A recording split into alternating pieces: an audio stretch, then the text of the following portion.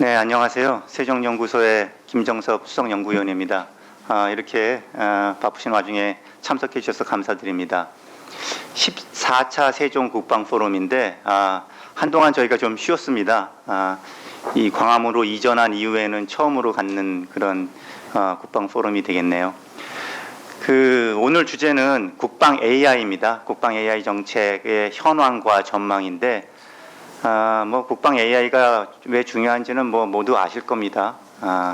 미래전 양상 이렇게 얘기했었는데 요즘 보면 미래가 아니라 이미 현대전에서 벌어지고 있죠. 우크라이나 전쟁에서도 그렇고 이스라엘의 가자 공격에서도 그렇고 우리가 이미 경험하고 있습니다.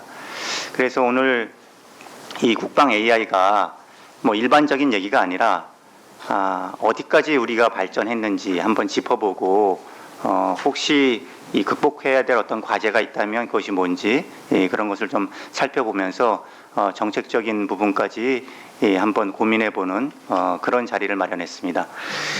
그래서 오늘 이 분야에 어떤 오랫동안 연구하시고 활동하신 최고의 전문가 네 분을 모셨습니다. 두 분이 발제를 해주시겠고요. 두 분이 토론을 해주시겠는데요. 먼저 제 왼쪽에 계신 분이 박현규 명지대학교 교수십니다. 네, 박현규 교수님은요, 군에서 정보통신 장교로 오래 근무를 하셨고, 이후에는 이제 명지대학교 교수하시고, 참 군에서 이제 나오시고 나서 국방전산정보원이라고 있는데 거기 원장도 역임하셨습니다. 네, 그래서 이 부분에 대해서 오늘 좋은 말씀을 해주실 거고요.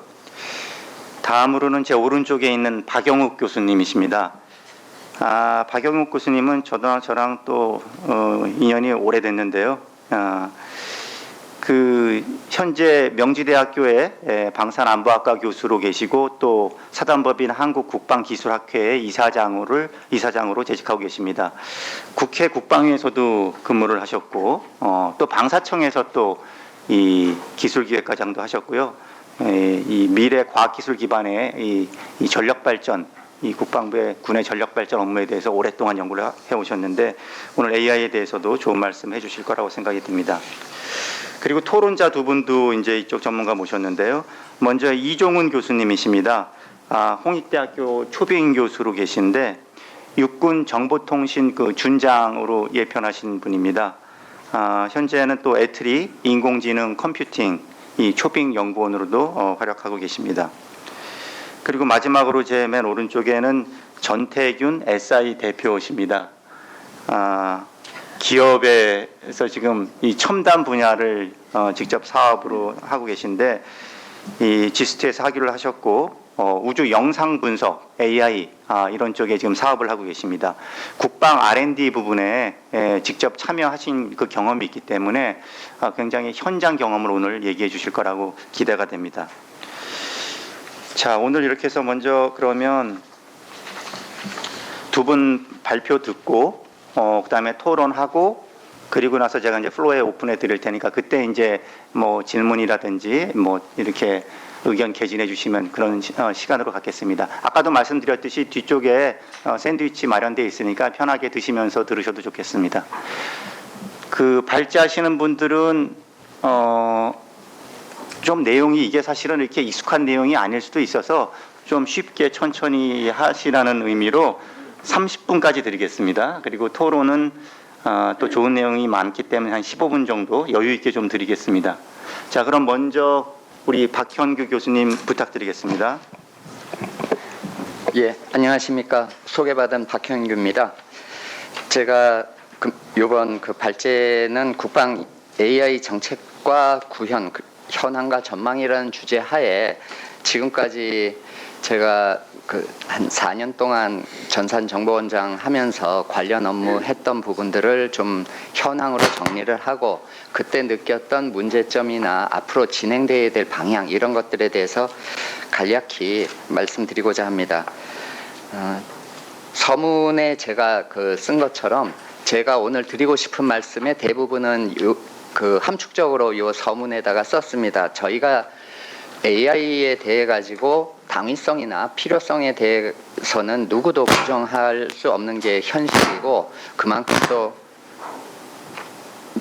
군에서도 이 부분에 대해 가지고 노력을 많이 하고 있습니다. 다만 AI에 대해서는 민간에서도 글로벌 컨설팅 회사들도 굉장히 장밋빛 전망을 하시는 분도 계시고 부정적으로 이야기하시는 분도 아직은 좀 많이 계십니다. 그 부정적으로 하시는 분들은 그래서 뭐 AI의 겨울이다, 뭐 그 빙하기다 하는 이런 이야기들을 하시고서 우리가 너무나 그 기대에 치우쳐가지고 현실을 좀 직시하지 못하는 것 같습니다 하는 분도 계십니다. 국방에서도 AI 관련해서는 첫 번째는 국방 AI는 미국도 마찬가지지만 우리 군도 그 민간의 첨단 기술을 빠른 시간에 국방에 적용하는 것을 목표로 하고 있기 때문에 이러한 부분에 대해서 말씀을 드리고자 합니다. 순서는 지금 말씀드린 서문으로부터 저희 지금까지의 군사적으로 AI를 활용했던 내용들 그리고 성과 한계 앞으로의 발전 방향 대해서 말씀드리도록 하겠습니다. 뭐 현재 기본적으로 말씀을 드리면 러우 전쟁 통해 가지고 AI의 군사적 활용은 이미 개념 검증 단계를 지나 가지고 신속하게 실용화하는 과제가 되고 있습니다. 우리 군도 22년도에 국방 AI 로드맵을 제시하면서 인식지능, 판단지능, 결심지능 크게 세 가지의 단계화를 거쳐서 발전시키겠습니다 하는 이야기를 했었고요.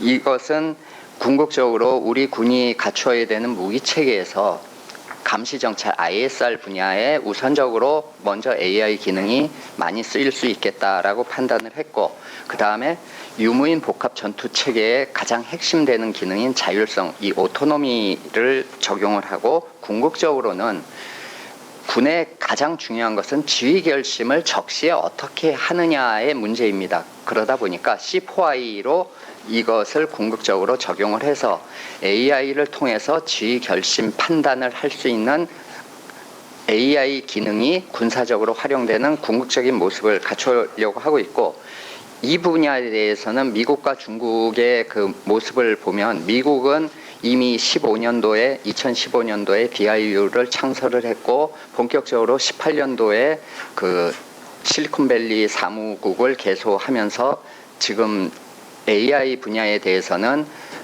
가장 선도적으로 국방 쪽에 적용을 하는 모습을 보여주고 있습니다.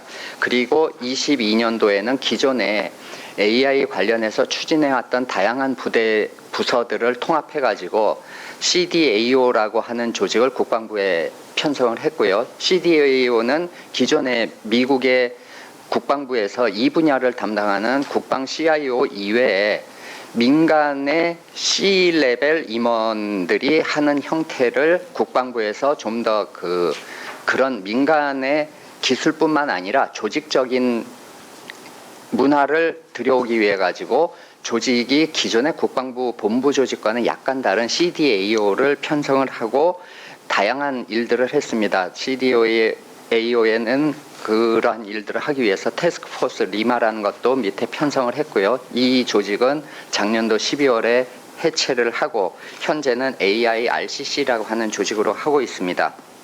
그리고 아시는 것처럼 미국 그 글로벌 빅테크라고 하는 마이크로소프트, 아마존, 구글 이러한 그 기업들이 전부 참여하는 JWCC라고 하는 초거대 프로젝트를 통해서 군에서도 AI를 적극 도입을 하겠다.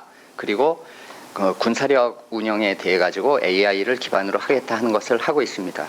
반면에 중국 같은 경우에는 민간 기업이라고는 하지만 대부분이 국영 기업 또는 그 국가의 통제를 많이 받는 기업들이기 때문에 이러한 그 기업들을 활용을 해서 중국도 2030년까지 AI 분야의 글로벌 리더가 되겠다. 그리고 가장 핵심적인 것은 우리는 그 약간의 단어는 다르지만 중국에서는 피지컬 AI라고 하는 것을 내세우고 이 분야에 집중 투자하고 있기 때문에 잘 아시는 회사들 바이트댄스, 바이두, 텐센트 이런 것 이외에 6호랑이라고 하는 것들을 밑에 그 표시는 했습니다. 이러한 기업들을 통해 가지고 필요한 AI를 군사적으로 민간이 연구하는 것 같지만 군사적으로 밀접하게 결합되어 가지고 국방에 적용을 하고 있는 그 모습을 보이고 있습니다. 우리 군에서 그럼 지금까지 했던 거 위주로다가 간략히 말씀드리면 국방 AI는 그 결론적으로 먼저 말씀드리면 국방 AI는 앞서 말씀드린 것처럼 민간의 기술을 국방에 신속하게 적용하는 것을 현재 기본 방향으로 하고 있는데 이런 개방형 모델이 그러면 반드시 성공하느냐? 그렇지, 그거를 장담할 수도 없고요. 그러면 기존의 국방에서 인하우스 모델을 가지고서 지금까지 비밀입니다, 뭐 그 등등을 해서 그 폐쇄형으로 했던 그러한 것들을 지속하면은 실패하느냐? 꼭 그렇지도 않습니다. 그래서 이 부분은 인터넷 클라우드 같은 기술을 쓴다든지 소프트웨어를 AI를 적용을 하는 것을 강조하는 것이 중요한 것이 아니라 AI가 잘 되기 위해서는 데이터를 어떻게 잘 다루고 이에 대한 책임을 누가 받느냐가 가장 중요한 것이라고 저는 생각을 하고, 도표에서 그 그림에서 보시는 것처럼 기존에 파란색으로 표시되어 있는 이러한 도표에 우리가 지금까지 ICT를 꾸려왔던 것은 시스템 공학, 뭐 소프트웨어 공학 이러한 그 이론과 기본적인 개념을 바탕으로 해서 최적화된 소프트웨어 어플리케이션을 만드는 것을 위주로다가 지금까지 20년, 30년을 끌어왔는데 앞으로의 방향은 데이터를 중심으로 해서 결국 궁극적으로 우리가 바라는 것은 시스템 잘 만들었습니다가 아니라 어떤 데이터를 입력해서 최종 인사이트를 이것으로부터 어떻게 빨리 도출해 가지고 필요한 사람한테 전달할 것인가가 핵심이기 때문에 그 분홍색으로 표시된 형태로 데이터를 중심으로다가 모든 시스템이 바뀌어져야 되고, 이러한 부분에 대해 가지고 국방부는 수년 전부터 노력을 해왔습니다.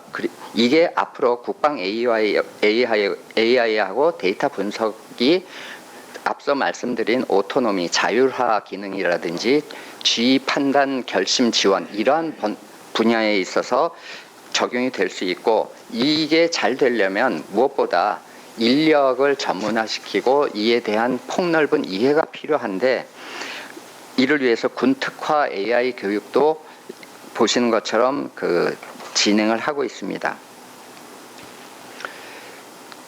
두 번째는 AI 관련해서 이 거버넌스에 대한 문제인데요. 국방 조직과 규정에 대해서도 국방부가 수년 전부터 준비해온 대로 추진을 해왔습니다. 22년도는 카이다 한국국방연구원 그 산하의 국방데이터분석센터, 현재 데이터 연구단으로 명칭 변경했는데 22년도에 데이터 분석을 위해서 조직을 편성을 했고요. 24년도 작년도에는 ADD 밑에 국방 AI 센터, 현재는 국방 AI 기술연구원 이름으로 그 개칭을 했습니다. 명칭을 바꿨고, 각 군에서도 그 육군에서도 육군 미래센터라든지 교육사 예하의 AI 관련 부서 등을 그 신설하고, 해공군에서도 관련 업무들을 추진하는 부서들 또는 기존 부서에 임무를 부여하는 형태로 하고 있습니다.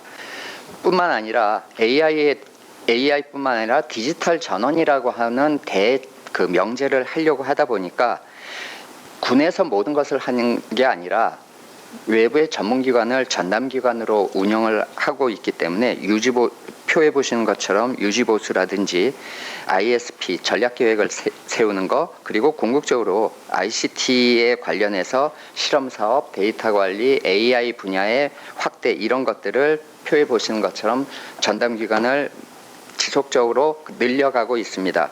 그리고 이를 뒷받침하는 법과 제도의 보완이 필요한데, 이미 2010년도에 국방정보화 분야는 국방부의 기본법으로 특별법을 제정을 해서 왔는데, 이러한 부분을 AI 등이 등장하면서 좀 더 보완이 필요하다는 그 전제하에 21년도에는 데이터 관련 훈령을 제정을 했고요. 24년도에는 인공지능을 추가해서 업무 훈령을 제정을 했습니다.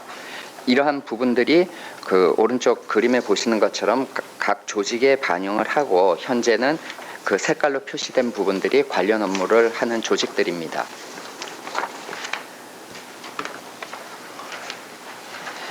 그리고 실질적으로 그러면 국방 AI 서비스와 플랫폼은 어떻게 하고 있습니까 하는 문제인데, 이 부분에 대해 가지고 국방부는 국방지능형 플랫폼이라고 하는 AI 모델의 경우에는 많이들 요새는 아시겠지만 AI 모델이 잘 구동되기 위해서는 사전에 학습을 통해 가지고 AI 모델을 잘 만들어야 됩니다. 이러한 학습을 하기 위한 플랫폼이 필요한데, 이 부분에 대해 가지고 23년도에 국방 AI 그 플랫폼을 국방 통합 데이터 센터 용인에 위치하고 있는 데이터 센터 내에 구축을 했고, 향후 2차 사업을 통해 가지고 전장 관리 분야, 앞서서 말씀드렸던 오토노미나 그 C4I 이러한 부분에 적용할 수 있는 쪽으로 확대할 예정으로 있습니다.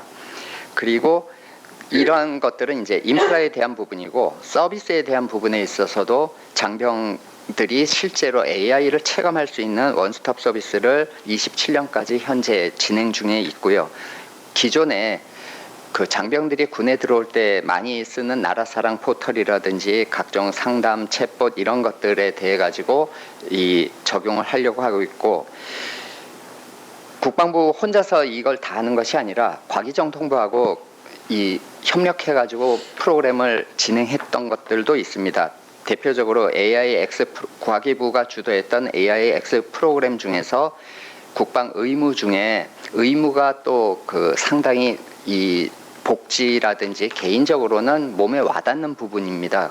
그 중에서 우리나라가 가장 잘하는 영상 분석 분야에 그 적용을 해서 국내 의료 영상 전문 기업들이 참여해서 그 굉장히 이 기관을 통해 가지고 의료 영상 분석 기능이 획기적으로 발전을 해서 그 외국에 시범적으로 이걸 설치하는 등의 성과를 거두고 있고, 국방부의 기존에 쓰고 있던 앞서서 많은 ICT 어플리케이션 프로그램들이 있는데요. 그중에 재정정보체계 같은 경우에는 작년도에 전력화를 완료하면서 기존에 흔히 얘기하는 영수증 풀칠하기 뭐 이런 서류 작업들을 없애려고 많이 노력을 해서 대부분 없애고, 오히려 한 발 더 나가서 이러한 AI 기능 등을 이용을 해가지고 RPA를 통해 가지고 민원도 쉽게 처리를 하고, 이 여비 같은 경우에는 내가 어디 가려고 합니다만 넣으면은 알아서 그 거리 계산해주고 뭐 비용 계산해주는 이런 시스템들을 다 구축을 해오고, 앞으로 민원 업무까지 계속적으로 확대하려고 하고 있습니다. 그리고 궁극적으로 우리 군이 존재하는 것은 전쟁에서 승리하려고 하고 있는 거기 때문에 군의 가장 중요한 앞으로의 미래 전쟁은 유무인 복합 전투 체계를 빨리 구성을 하는 것인데, 이러한 부분에 있어서 또 전방에 설치되어 있는 과학화 경계 체계가 이제 그 개량 사업을 진행을 시작을 했고, 육군의 아미 타이거 부대라든지 해공군의 UAX 프로그램 이런 것들에 AI를 적용하기 위한 민군 협력형 모델을 꾸준히 진행을 하고 있습니다.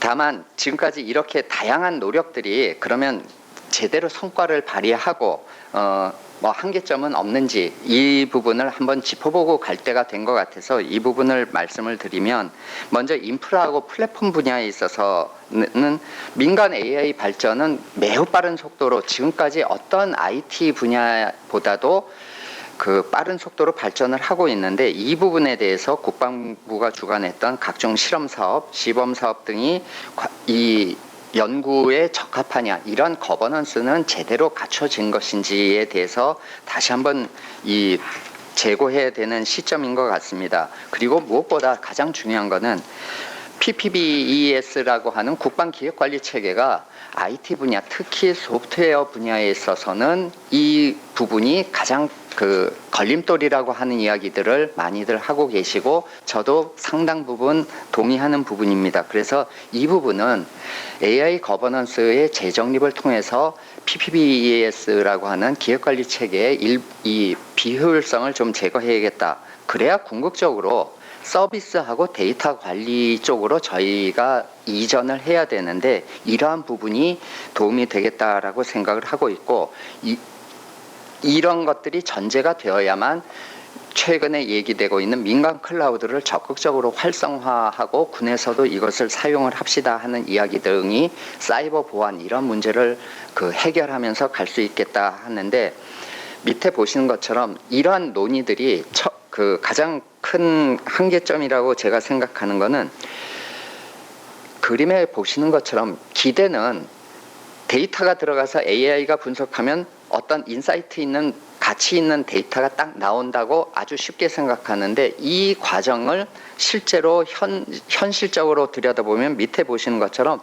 굉장히 많은 부분에 해결돼야 되는 이 문제를 거쳐가야 되는데 기대가 성과로 나오기 위해서 오른쪽에 그래프에 제가 표시를 했는데요. 지금까지 대부분 정보화 사업의 경우에는 ISP 전략 계획을 세워놓고 예산이 투자되기 시작하면은 빨간색 선을 따라가지고 성과가 나올 거로 대부분 기대를 하십니다. 하지만 현실은 계곡을 빠져들어가는 이러한 죽음의 계곡 같은 형태를 거쳐가지고 수년간의 시행착오를 거쳐서 성과가 나오는 형태를 하고 있기 때문에 지금까지 국방부에서 저도 마찬가지로 가장 노력했던 부분은 최소한도 녹색선까지 이 계곡을 좀 올려보자 하는 쪽으로 제도도 많이 보완을 해왔고 이러한 부분을 그럼 앞으로 어떻게 AI 쪽에서 이 보완을 하면 좋겠습니까 하는 부분을 몇 가지 말씀드리고 싶습니다. 첫 번째는 소프트웨어와 AI 관점에서 국방 기획관리 체계하고 국방 연구개발 체계의 개선이 좀 필요한데요. 기존의 병력과 장비를 중심으로 하드웨어를 중심으로 운영되어 왔던 수십 년간의 PPBES라고 하는 국방 기획관리 체계는 소프트웨어 분야에서 맞지 않는 부분이 무엇이냐 하면 밑에 그림에 보시는 것처럼 기획에서 계획 단계를 내려오고 나서 예산이 편성돼서 그 예산 범위 안에서 정보화 사업을 간다든지 정보체계 연구개발 사업을 간다든지 하게 되는데 이렇게 하게 되면은 이미 수년의 시간이 지나가고 이 사업이 개시될 때는 도대체 지금까지 뭐 했습니까 하는 소리가 나오는 역설적인 상황으로 가게 됩니다. 이것은 마찬가지로 무기체계도 무기체계 연구개발에서 전력화까지 왜 준비가 5년씩 걸리고 전력화를 하는데 평균 12년, 13년이 걸립니다 하는 소리가 왜 나옵니까 하는 것은 이 앞에 IT를 중심으로 하는 기존의 총포 중심으로 할 때는 사전 준비가 많이 필요했는데 IT 분야는 이거하고는 다르다는 것입니다. 그래서 거꾸로 오른쪽 끝에서 예를 들어 인공지능과 빅데이터 사업을 하겠다 그러면은 1년 내에 어떤 준비 작업이 끝이 나고 시작을 할 수 있어야 되는데 국방 기획관리 체계를 타다 보면은 굉장히 오랜 시간이 걸리게 됩니다. 이런 부분이 그럼 바텀업이 좋으냐 또는 탑다운이 좋으냐 이런 부분에 있어 가지고 보다 세심한 검토를 통해서 이 AI를 적용하는 이런 거버넌스의 제도가 뒷받침이 되어야 된다라고 말씀을 드리고 싶고 두 번째는 이런 거버넌스와 데이터는 그럼 어떻게 가면 좋겠느냐 하는 건데요. 그림에 보시는 것처럼 기술적으로 접근을 하게 되면 문제는 해결을 할 수가 있습니다. 그런데 그것이 전력화로 이어지지 않는 것은 가장 중요한 사용자들이 제시해야 되는 사용자 경험이 여기에 같이 들어가줘야 되는데 이러한 것들이 최종 결합돼서 의사결정이라고 하는 기술과 문화, 사람 이것이 결합돼서 AI는 발전할 수가 있는데 생성형 AI 모델 요새 챗 GPT 같은 LLM 모델 같은 거 가장 우수한 거를 들여온다라고 해도 이 원중의 일부분만을 채워줄 뿐이지 이것이 결국 전력화돼서 우리한테 도움이 되는 시스템으로 가기 어렵다는 것입니다. 그래서 이 세 가지 축이 동시에 발전하는 것이 가장 필요한데요. 이러한 부분들은 실예를 갖고 한번 말씀을 드리면은 지금 AI 기반의 첨단 무기 체계 연구 개발하고 K 방산을 통해서 한번 보시면 주요 선진국들의 국방 AI 전략을 한번 보면서 우리가 좀 더 고민을 해야 되는 것이, 앞서 말씀드린 대로 제일 중요한 것은 데이터인데, 실제로 몇 년간의 그 민간 최첨단 AI 모델을 보더라도 데이터 품질하고 AI 성능은 그 도표에 보시는 것처럼 지속적으로 발전하고 앞으로도 계속 발전을 하고 있습니다. 그러는데 더 중요한 건 뭐냐면, 지금까지는 데이터가 많으면은 AI 모델이 좋아진다 하는 것이 통설이었는데 결코 그렇지 않다라고 하는 겁니다. 이미 금년 1월 달에 중국의 딥식이 이것을 보여주었고요. 미국에서도 똑같은 흐름으로 기존 똑같이 데이터를 갖고 실험을 해보니, 무조건 데이터가 많다고 해서 되는 것이 아니라 그 모델과 데이터가 잘 결합이 됐을 때 오히려 좀 더 저비용 고성능도 달성이 가능하다는 것이 현재의 흐름입니다. 이것이 우리 K방산에 적용을 하게 되면은 앞으로 우리 무기 체계가 이것을 통해서 발전해야 되는데, 여기에 들어가야 되는 것이 결국은 군에서는 이런 민간 기술의 사이버 보안이 반드시 추가가 되어야 됩니다. 이런 사이버 보안이 추가가 돼야, 도표에 보시는 것처럼 수출 규모가, K방산 수출 규모가 계속 늘어나는데 앞으로는 1등만이 살아남는 세계가 앞으로의 무기 체계에서는 더욱더 심화될 것이라고 보입니다. 그것은 기존의 하드웨어 중심이 아니라 모든 기능이 AI를 기반으로 하는 소프트웨어로 바뀌고 있기 때문에, 이 부분에서 가장 중요한 기능이 소프트웨어로 된다라고 하면은 결국은 탑만 살아남지 2등, 3등은 그것을 누구도 쓰려고 하지 않는다는 것입니다. 결론적으로 최종 지금까지 말씀드린 것을 요약해서 다시 한번 정리를 드리고 싶은 부분은 요 부분입니다. 궁극적으로 우리가 하고 싶은 거는 전장에서 승리하기 위해서 데이터 기반의 의사결정 우위를 가져가야 되는데, 과거에는 정보 우위를 하면 됩니다. 뭘 하면 기동과 화력을 강화해야 됩니다. 이렇게 했었는데, 이런 것들이 아니라 적시의 의사결정의 우위를 달성하는 군대만이 승리할 수 있다고 하는 것입니다. 이를 위해서는 국방 AI는 앞서 말씀드린 조직, 거버넌스, 제도, 그 다음에 이러한 것들이 기술적으로 지원될 수 있게 바뀌어져야 되고요.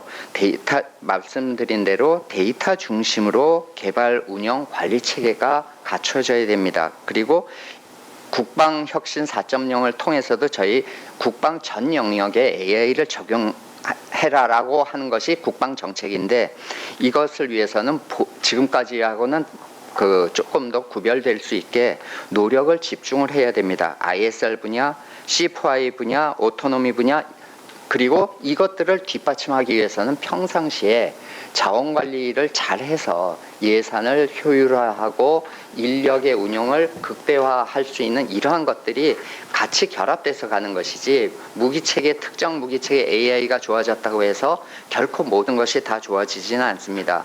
그러니까 그림에서 보시는 것처럼 데이터를 중심으로 모든 응용 시스템들이 최말단에 네트워크가 없는 최말단 경계부대에서 쓰는 거, 사령부 또는 각군 본부, 합참, 국방부에서 쓰는 고성능의 데이터를 많이 필요로 하는 극단적인 클라우드 기반의 시스템, 이런 것들이 하나의 큰 그림 하에서 각각의 퍼즐을 맞춰갈 수 있게 하는 것이 궁극적으로 우리 군이 가야 되는 AI 방향이라고 저는 생각을 합니다.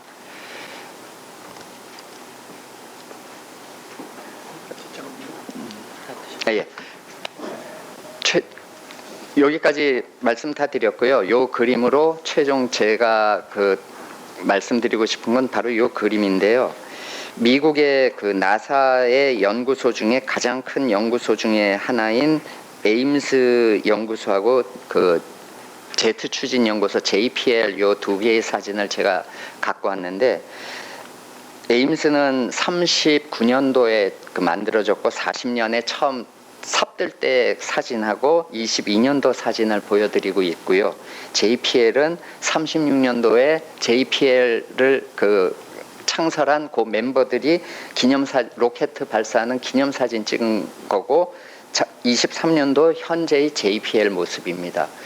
국방은 항공 우주 분야하고 매우 비슷한 그 성격을 갖고 있기 때문에 이렇게 미국도 현재의 모습이 되기 위해서는 이 과정을 거쳐온 것이지 어느 날 하루아침에 나온 것이 아니라는 것을 갖고 국방 AI에 말씀드린 대로 응원도 필요하고요. 제가 보기엔 폭넓은 이 연구하고 논의가 있어야만이 이 시간의 격차를 우리가 따라잡을 수 있다라고 저는 생각을 합니다. 예, 마치겠습니다. 감사합니다. 네, 박형규 교수님 감사합니다. 특히나 이제 데이터가 중요하고 새로운 거버넌스를 만들어야 된다는 쪽에 중점을 두고 말씀해 주셨습니다. 자, 그 다음에는 우리 박영욱 교수님께서 발표해 주시겠습니다. 네, 발표한 슬라이드를 제가 좀 넘겨가면서 직접 여기 계시는 분들이 조금 고개가 아프실 것 같긴 한데요. 진행을 좀 하도록 하겠습니다. 좀 쉽지 않은 분야라고 느끼실 거예요. 아까 김정섭 저는 그냥 실장님이라고 부르는데요. 좀 우려를 표명하시더라고요. 이게 전문가분들이 아닌 일반 분들을 대상으로 한번 생각을 해주면 좀 쉽지 않을 것 같은데 어떻게 할까라는 고민을 해주시길래 저도 약간 좀 후회를 했습니다. 제가 좀 화려한 요즘 러우 전쟁에서 인공지능이 얼마나 활발하게 활개치고 있고 초반에 말씀해주신 것처럼 미래전이 아니라 현대에 이미 그게 들어와 있는 그런 조금 반짝반짝한 그런 영상을 틀어드리면 조금 더 집중하시면서 보실 수 있을 텐데 아무래도 세종포럼이 정책적 개선과 거버넌스 이런 문제에 초점을 맞춘 싱크탱크로 알고 있기 때문에 어쩔 수 없이 오늘은 조금 주제가 무거운 형태로 갈 수밖에는 없어서요. 그럼에도 불구하고 최대한 조금은 용어나 이런 것들이 쉽진 않아요. 근데 한번 풀어보면서 내용을 좀 말씀을 드리도록 하겠습니다. 시간적 제약이 조금은 문제네요. 이제 어쩔 수 없이 이 그림을 저 제목을 보시면서 왜 미국이야? 왜 우리나라 얘기를 안 해? 이런 말씀을 하실 것 같아요. 근데 요즘 미국이 막 흔들흔들하고 있는 상황이긴 해요. 그럼에도 불구하고 일단 군사과학기술, 또 국방, 또 군사력 패권 이런 데 있어서 미국의 당장의 위치가 흔들릴 것 같지는 않습니다.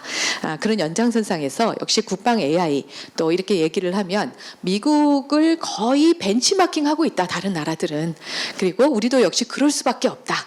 이런 걸 인정하면서 그러면 가장 이것을 주도하고 있는 미국은 어떤 식으로 정책이나 전체적인 틀을 가지고 있는지 그걸 보면서 우리한테 어떻게 그것을 최적화시키거나 또 자국화시킬 것인지 그런 고민들을 앞으로 좀 해보자라는 차원에서 먼저 약간 교과서 같은 미국의 국방 AI 팔러시가 어떻게 가고 있는지 말씀을 안 드릴 수가 없었습니다. 그래서 여기서부터 출발을 해보시면 이 주제들이 어떤 게 문제고 우리나라도 어떤 부분들을 집중적으로 개선을 해야 될 것인지 그런 답은 아마 거기서부터 할 수밖에는 없다.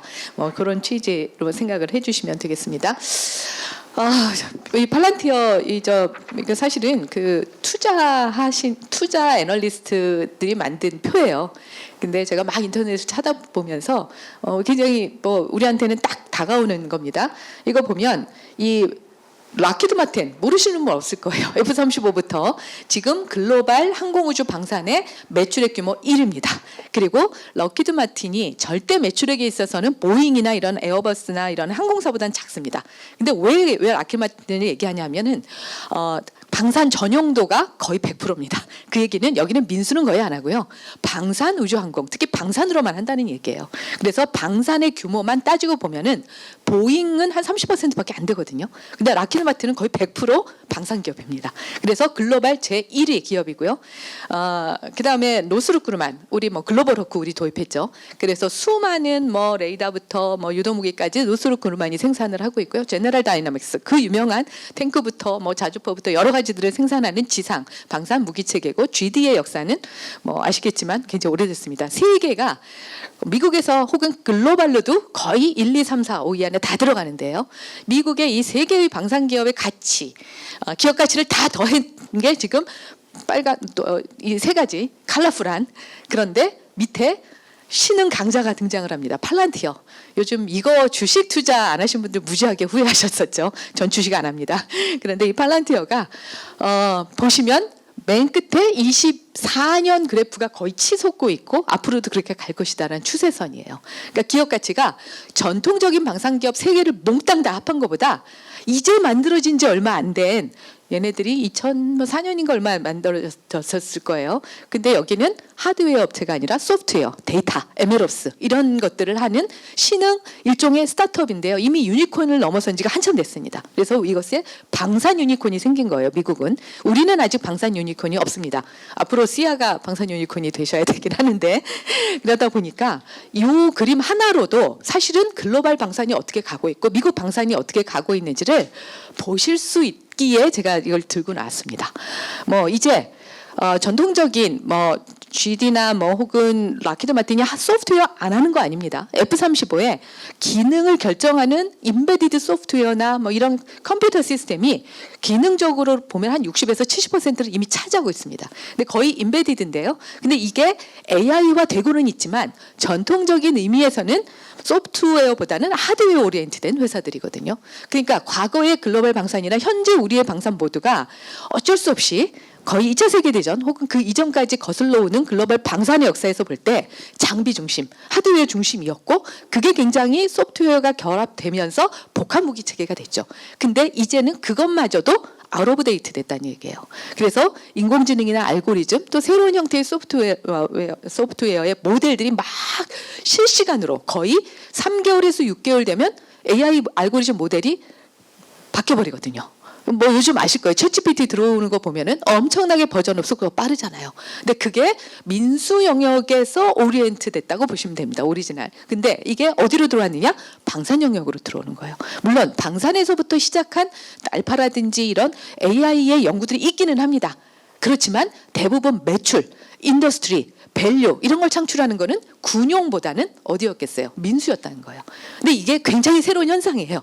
그래서 민수 쪽에서 이런 AI나 이런 것을 하는 소프트웨어 기반의 IT의 벤처나 스타트업들이 엄청나게 최근에 득세를 일으키고 있고 걔네들이 민수에만 머물러 있는 게 아니라 미국 같은 경우에는 이미 DoD 안으로 들어와 버렸어요.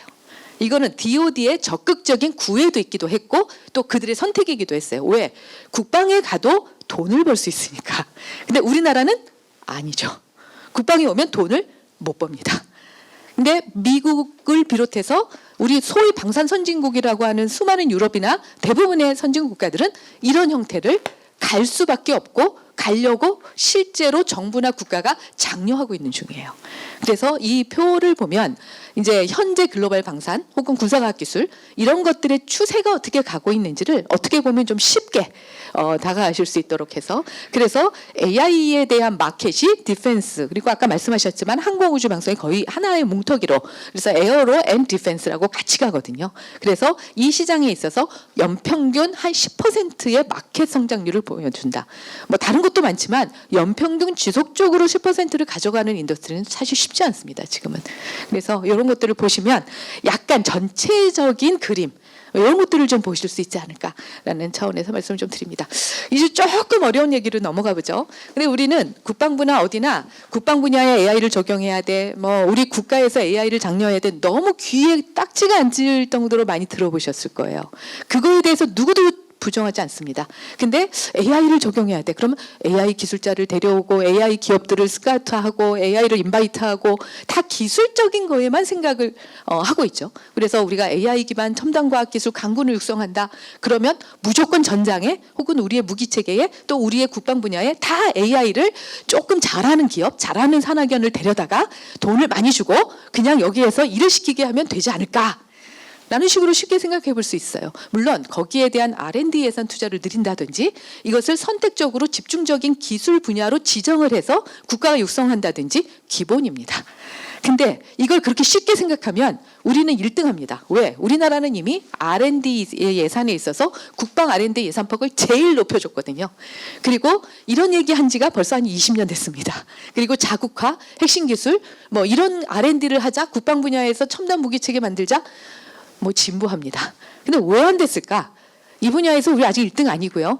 다른 하드웨어나 오히려 이런 전통적인 컨벤셔널한 무기체계나 이런 부분에 비해서 AI, 특히 IT 이 부분은 굉장히 떨어져 있는, 상대적으로 떨어져 있는 상황입니다. 그럼 왜 안 됐을까? 제도와 정책의 또 다른 면을 보지 않았기 때문이라고 저는 진단을 하는 거고요. 그게 보통 좀 어려운 용어로 디펜스 애퀴지션이라고 하는데 우리가 이것을 번역을 획득이라고 말합니다. 획득? 무엇을 acquire? 우리 M&A 할 때 애퀴지션이잖아요. 근데 여기에서 국방은 획득이라는 용어를 특이하게 씁니다. 무슨 걸 획득이라고 그러냐면 군대에서 군사력을 가지기 위해서 가져야 되는 물품, 장비 이런 걸 군수품이라 그래요. 근데 그 군수품 중에서도 특히 우리는 무기체계 아닌 거 이렇게 나누거든요. 근데 이렇게 나누는 나라는 우리나라밖에 없습니다. 지금은 현재 이거 굉장히 문제라고 제가 뒤에 계속 얘기하고 있어요. 어쨌든 군수품을 조달해서 실제 쓸 수 있는 전투원들이나 사용자들에게 갖다 주는 행위, 그런 일련의 정책적인 프로세스를 획득이라고 부릅니다. 근데 획득에는 두 가지 방식이 있겠죠. 만들어서 아니면 사다가, 만들어서 R&D, 사다가 구매. 근데 이거는 주로 구매를 어디서 하게 되느냐? 무기체계나 군수품은 해외를 생각할 수밖에 없거든요. 그래서 해외 구매 아니면 국내 R&D입니다. 그러니까 이런 일종의 전체적인 정책 체계를 획득 체계, 획득 시스템이라고 부르는 거예요. 그래서 획득이라는 말을 굉장히 권려하시는 분들이 있는데 뭐 쉽습니다. 우리 군대에서 필요한 모든 것들을 만들어주거나 사다 주거나 갖다 주는 행위. 지금 현재 그거를 무기체계는 누가 하고 있냐? 주로 방위사업청이 하고 있고요. 그럼 무기체계 아닌 것들, 이것을 비무기체계 이상하지 않느냐 해서 2012년에 전력지원체계로 바꿨습니다. 말 되게 이상하죠? 전력지원체계. 근데 사실은 옛날에는 전력지원체계, 무기체계 구분하는 게 자연스러웠어요. 왜? 무기체계는 다 아실 거예요.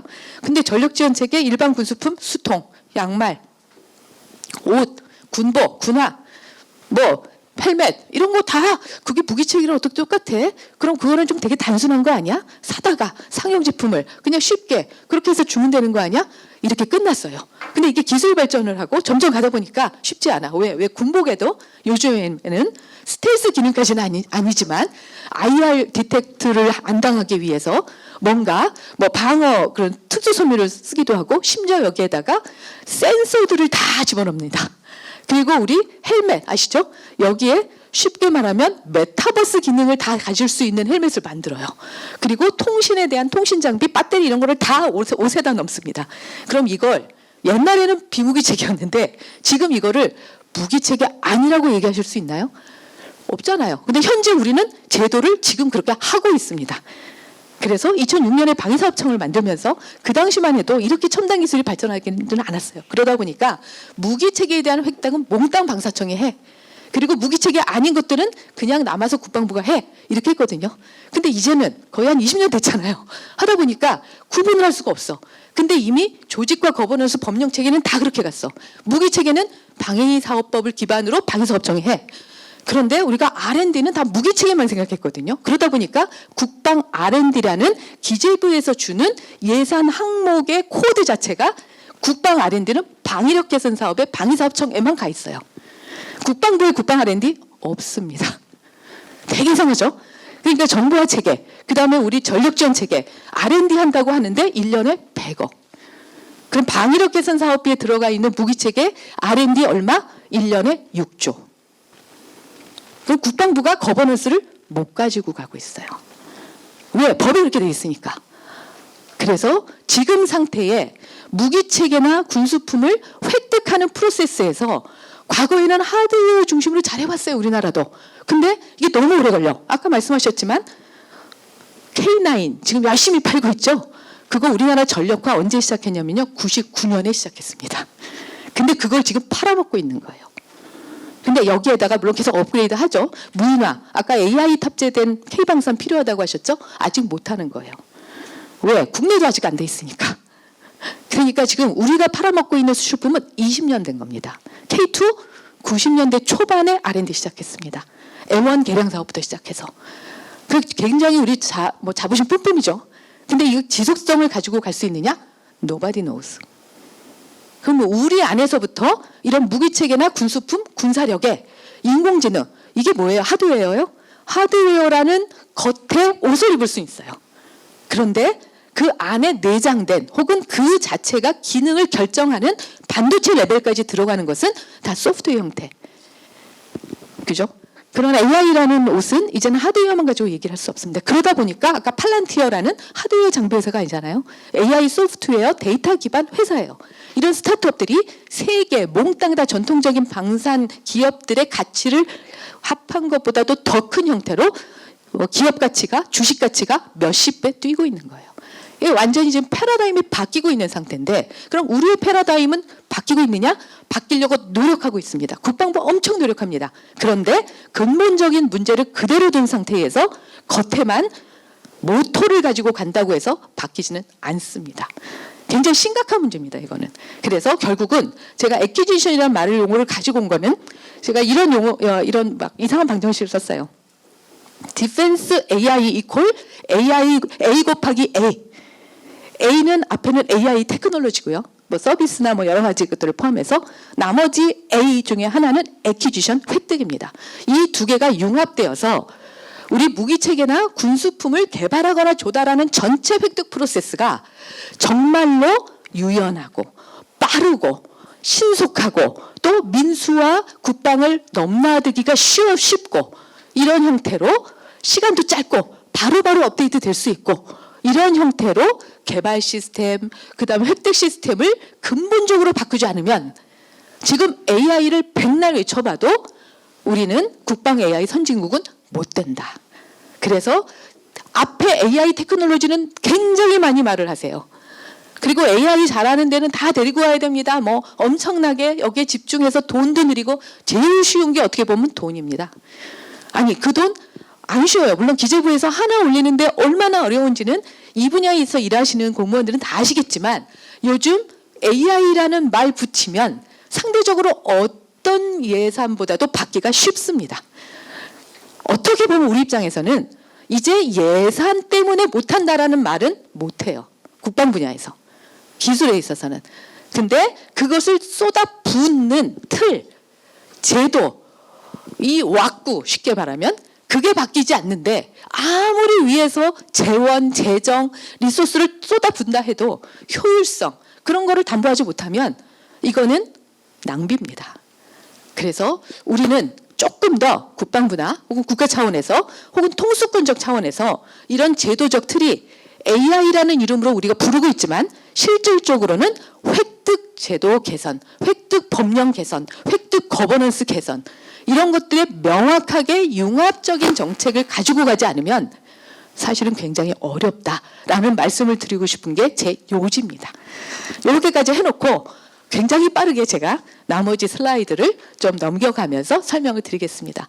조금 서설이 길었죠. 죄송합니다. 근데 이런 배경 설명이 좀 필요할 것 같아서요. 자, 미국도 AI는 잃어버린 50년이라 그래서 굉장히 50년대부터 시작했지만 최근에 다시 복권이 됐죠. 근데 그게 2010년대 초반입니다. 그래서 역사적 사건, 이거 쉽지 않습니다. 트렌드가 넘어가는데 어떻게 한 해만 딱 꼬집어서 얘기를 못하는데 국방 AI는 그래도 2014년을 꼽을 수 있습니다. 왜? 이때 미국의 국방부 장관이 우리는 이제 새로운 3차 상세 전력의 시대로 접어들었다. 과거까지는 2차였다는 얘기예요. 그래서 우리는 이렇게 해야 된다라고 해서 바로 저 위에 있는 거를 그대로 제가 코테이션 해온 겁니다. 우리는 뭘 해야 되느냐? 뉴 테크놀로지 앤 액퀴지션 이노베이션. 근데 우리는 아까 말씀드렸듯이 뉴 테크놀로지 AI만 보고 있고 뒤에 액퀴지션 얘기를 안 하고 있는 거예요. 쉽게 말하면. 근데 여기를 동등하게 혹은 같이 봐야 된다라는 게 제 결론이고요.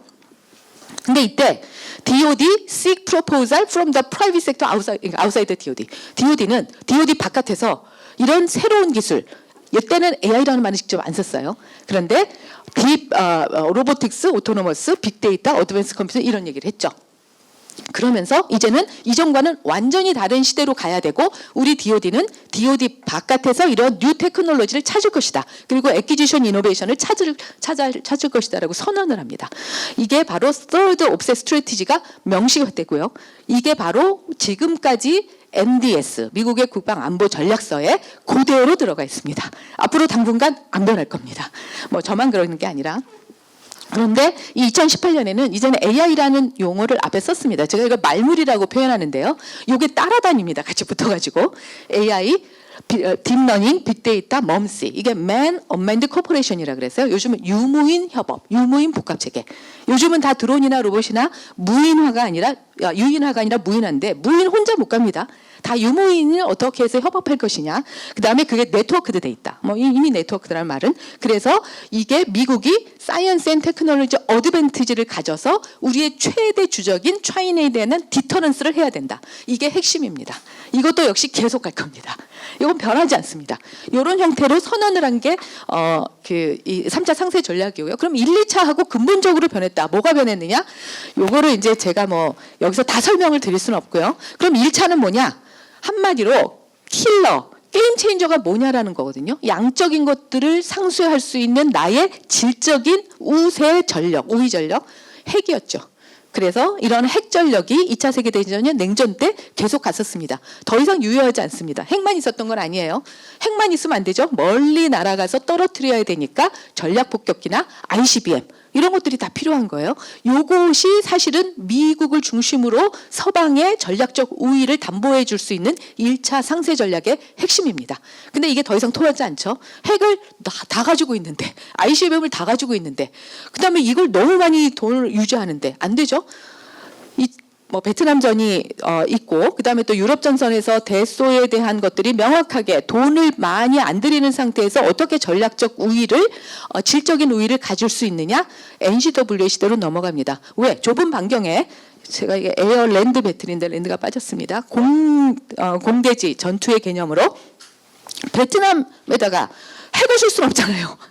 그러면 정확하게 핀포인트하는 게 필요하고 정확하게 핀포인트하는 정밀 무기를 만들려면 센싱을 잘해야 되고 센싱 정보들을 빠르게 이런 통신 체계로 엮어줘야 됩니다. 우주 기반으로. 그래서 빨리 볼 수 있는 센싱, ISR 그리고 그것을 엮어줄 수 있는 우주 기반의 통신 플랫폼 C4I 그다음에 그것을 정밀하게 타격하는 프리시스 가이드 뮤니션 유도 정밀 미사일 이것을 합쳐서 하나로 연결돼 있죠. 네트워크 센트릭 워페어 시스템이 정립됩니다.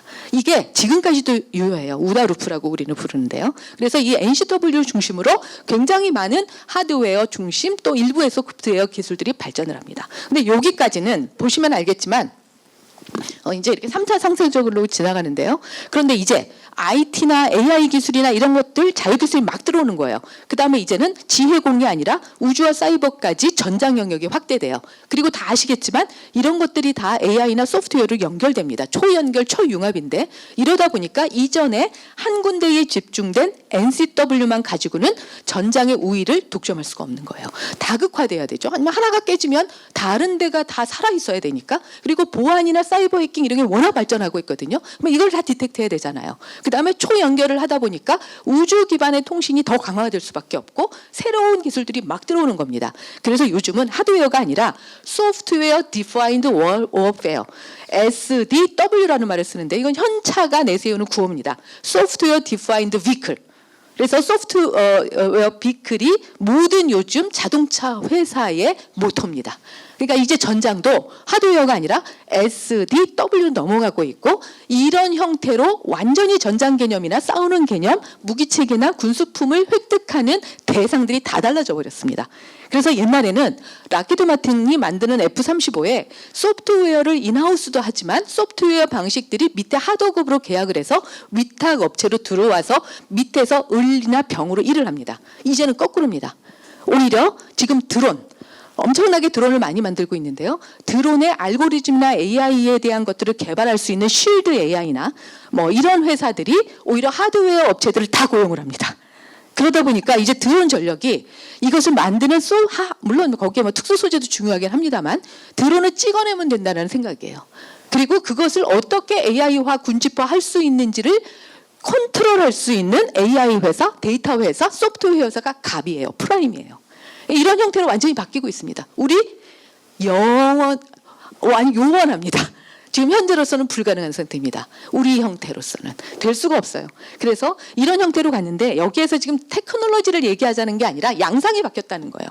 이전에 아까 그 그림에도 보여주셨는데 JPL이나 이런 것들 지금까지 미국은 2차 세계대전 맨하탄 프로젝트부터 거의 100년을 투자를 해왔습니다. DOD에 돈 엄청나게 들어갔고요. 그러다 보니까 밀리터리나 이런 군사 분야에서 쏟아부은 기반 기술 이런 것들이 다 스핀오프 됐어요. 스핀오프는 민간으로 갔다는 거예요. 인터넷, 뭐 GPS부터 시작해서 몽땅 나. 그리고 뭐 전자레인지 요즘 맨날 나오잖아요. 이게 다 군수에서 민용으로 민수 부분으로 테크놀로지가 전이된 것들이에요. 좀 낮은 스펙으로. 이게 당연한 거였어요. 근데 이 기술들을 핵심 군사 기술은 미국이 통제를 합니다. 자기가 가지고 있어요. 안 줘요. 이게 기술 수출, 수출 통제 전략이에요. 지금도 살아있습니다. 엄청 무서워요. 우리도 좀 걸렸었거든요. 뜯어보다가 F-15 이런 것들 큰일 나거든요. 못합니다. 우리도 이제 앞으로 그런 것들을 써야 되는데 근데 이제는 거꾸로입니다. AI 아까 말씀드렸지만 어디서 시작을 해요? 민수에서 서비스나 가치를 창출하는 거예요. 알고리즘 모델 개발도 오픈돼 있을 수밖에 없어요. 지금은요. 하겠다는데 이거를 다 너희 뭐 보안 등급 받아서 이거 써. 아니잖아요. 그러니까 그동안 수많은 중국이나 이런 애들이 다 미국에 와서 공부를 하고 하겠다 갔어요. 어디로 가고 있어요? 다 중국으로 가고 있잖아요. 걔네들 통제할 수가 없어요. 그러다 보니까 중국이 엄청나게 이 민수 기반의 IT, AI 기술들을 업그레이드해서 따라온 거예요. 근데 그것을 전장에 융합을 하니까 엄청난, 여러분도 아시고 매일매일 영상 보시는 엄청난 효과, 엄청난 힘이 돼버린 거예요. 그럼 이제 과거에 미국은 핵 기술, 그 다음에 레이더 기술 통제할 수 있었어요. 철저하게. 근데 AI 기술 통제할 수 있나요? 못합니다. 이거는. 그러면 이제 미국 입장에서는 자기네가 쌓아왔던 국방 기술의 아성이 이 중국이나 신흥 제3국에 의해서 상당히 단순간에 캐치업이 돼버릴 수 있다는 얘기고 자기네로 이것을 약간 틈을 타고 파고 들어오면 하루아침에 무너질 수도 있다는 위협이 엄청난 겁니다. 제가 볼 때는 스푸트니크 쇼크 이상이에요. 그러니까 요즘은 입만 열면 중국이잖아요. 어떻게 보면. 그러니까 지금의 관세나 모든 것들을 막아버리는 이유가 이런 트렌드와 유관합니다. 제가 볼 때는. 그러니까 트럼프가 좀 세서 그렇지 이런 트렌드는 누가 됐어도 사실은 기조가 근본적으로 변하지는 않았을 거예요. 그러니까 이런 위협에 대한 것들이 있다 보니까 이제는 거꾸로 민수에서 이것을 어둠션 데리고 들어오지 않으면 심지어 DOD도 이런 것들을 갖다 쓰지 않으면 군사적 우위를 절대로 점할 수 없다는 거예요. 근데 이제는 이 군사적 우위를 점할 수 있는 핵심 기술 이런 것들이 공개돼 있다는 거죠. 한마디로. 돈만 쏟아부으면서 또 되는 문제는 또 아니고 이렇게 기술의 이전 방향이 스핀온으로 바뀔 수도 있다. 이러다 보니까 제1 정책 핵심이 뭐냐? 민군 AI 기술 산업 융합 생태계예요. 민간을 갖다 쓰지 않으면 이걸 국방부 안에서 그 돈으로 그걸로 몽땅 다 할 수가 없는 거예요. 그러니까 입만 열면 에코시스템입니다. 이건 전 세계적입니다. 우리도 열심히 노력하고 있는데 안 됩니다. 왜? 제도적으로 안 돼 있기 때문에. 왜? 이력이 없으면 방사청 계약 안 해줍니다. 그죠? 요즘은 뭐 지원을 해준다 그러지만 찔끔찔끔 작은 돈이고요. 정말로 무기 체계는 아직까지는 방산의 전통적인 에이전시들이 할 수밖에 없어요. 지금 제도가 그렇게 돼 있습니다. 그러니까 이런 것들을 근본적으로 바꾸지 않으면 사실은 우리가 국방회의를 획기적으로 늘린다. 뭐 좋습니다만 생각보다 효과는 낮을 것이다.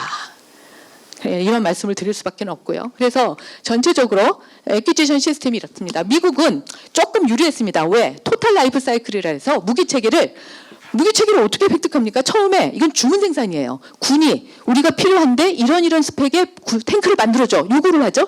이 프로세스가 무지 복잡해요. 이것을 아까 우리 박형규 교수님이 말씀하시는 기획관리 시스템입니다. 이것을 우리는 소요기획이라고 얘기합니다. 꼭 군은 이상하게 용어를 써요. 우리 수요라고 하면 될 걸 꼭 소요라고 부릅니다. 그래서 리콰이어먼트를 얘기하는 거예요. 그러면 어떤 스펙을 정확하게 갖다 줘야 돼? 그런 것들을 굉장히 복잡한 위협 분석하고 막 엄청 의사결정 무지 걸립니다. 이거 하나 결정하는데 주요한 무기 체계는 20년도 걸립니다. 안 넘어가서.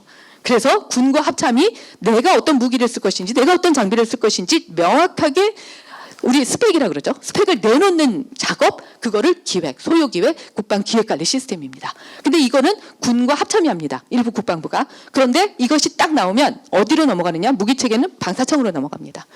그럼 방사청이 여기에서부터 어떻게 만들지 어떻게 사올지를 결정합니다. 그리고 군에 갖다 주기 전까지 다 관리합니다. 근데 여기에 국방부와 군은 관여할 수 있는 게 매우 한정적이에요.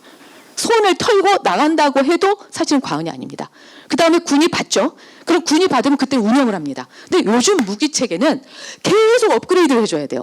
근데 이게 만일 요즘 무기체계 소요 기업을 할 때 지능화, AI라는 말 안 쓰면 신규 소요로 당선이 안 됩니다. 만들어지지가 않아요. 그러면 다 AI 무기체계거든요. 지금 이제 군에서 주문 내고 있는 것 중에 AI 무기 아닌 건 하나도 없습니다. 거의. 제가 좀 과장되게 얘기하면. 그런데 AI 아까 보셨죠? 소프트웨어 코드 이런 게 모델이 몇 개월에 한 번씩? 3개월에서 6개월에 한 번씩. 그러면 이게 어디를 스펙으로 처음에 정해서 알려줘야 되는 거예요? 이게 운영을 하고 자기가 쓰면서 계속 데이터가 모이거든요. 그럼 그 데이터를 집어넣어야 학습이 되거든요. 그럼 그거에 따라서 고도화가 되고 최적화가 되는 거예요. 근데 지금까지는 탱크 장비, 자주포 장비 처음에 90년도에 정한 스펙대로 99년부터 2010 몇 년까지 거의 그대로 납품이 됐습니다. 중간에 업그레이드 사업이 얼마 없었어요. 근데 이제는 업그레이드 사업을 과거처럼 20년에 한 번, 10년에 한 번 못합니다. 왜? 기능을 결정하는 게 다 AI잖아요. 그럼 AI 지능화, AI 소프트웨어, AI 알고리즘을 집어넣어야 되는데 이거의 스펙을 처음에 뭐라고 군이 정해줘야 돼요? 그거를 하다가 쓰다가 보면 그 쓰는 과정 중에 데이터에 따라서 여러 가지 최적화해서 계속 업그레이드를 해야 되거든요. 근데 그 업그레이드를 언제 누가? 그럼 업그레이드 하려고 하면 ROC를 바꿔주십시오. 우리 주문을 바꿔주십시오. 다시 어디로 가야 되느냐면 백도를 합참으로 해야 됩니다. 이게 3개월에서 6개월에 한 번씩 이루어져야 되는 거예요. 쉽게 말하면. 불가능하죠.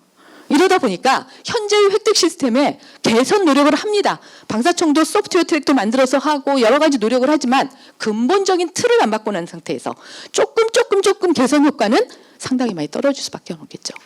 그러다 보니까 무기체계와 무기체계 아닌 거를 또 나눠놓고 무기체계 아닌 것들은 R&D라는 게 거의 없고 무기체계에만 집중해서 얘기를 하고 있고 이거 어떻게 하고 있지? 그래서 국방부는 굉장히 난항해. 그래서 이런 것들의 근본적인 근데 이제 미국은 어쨌든 토탈 라이프 사이클이 더 돌아가거든요.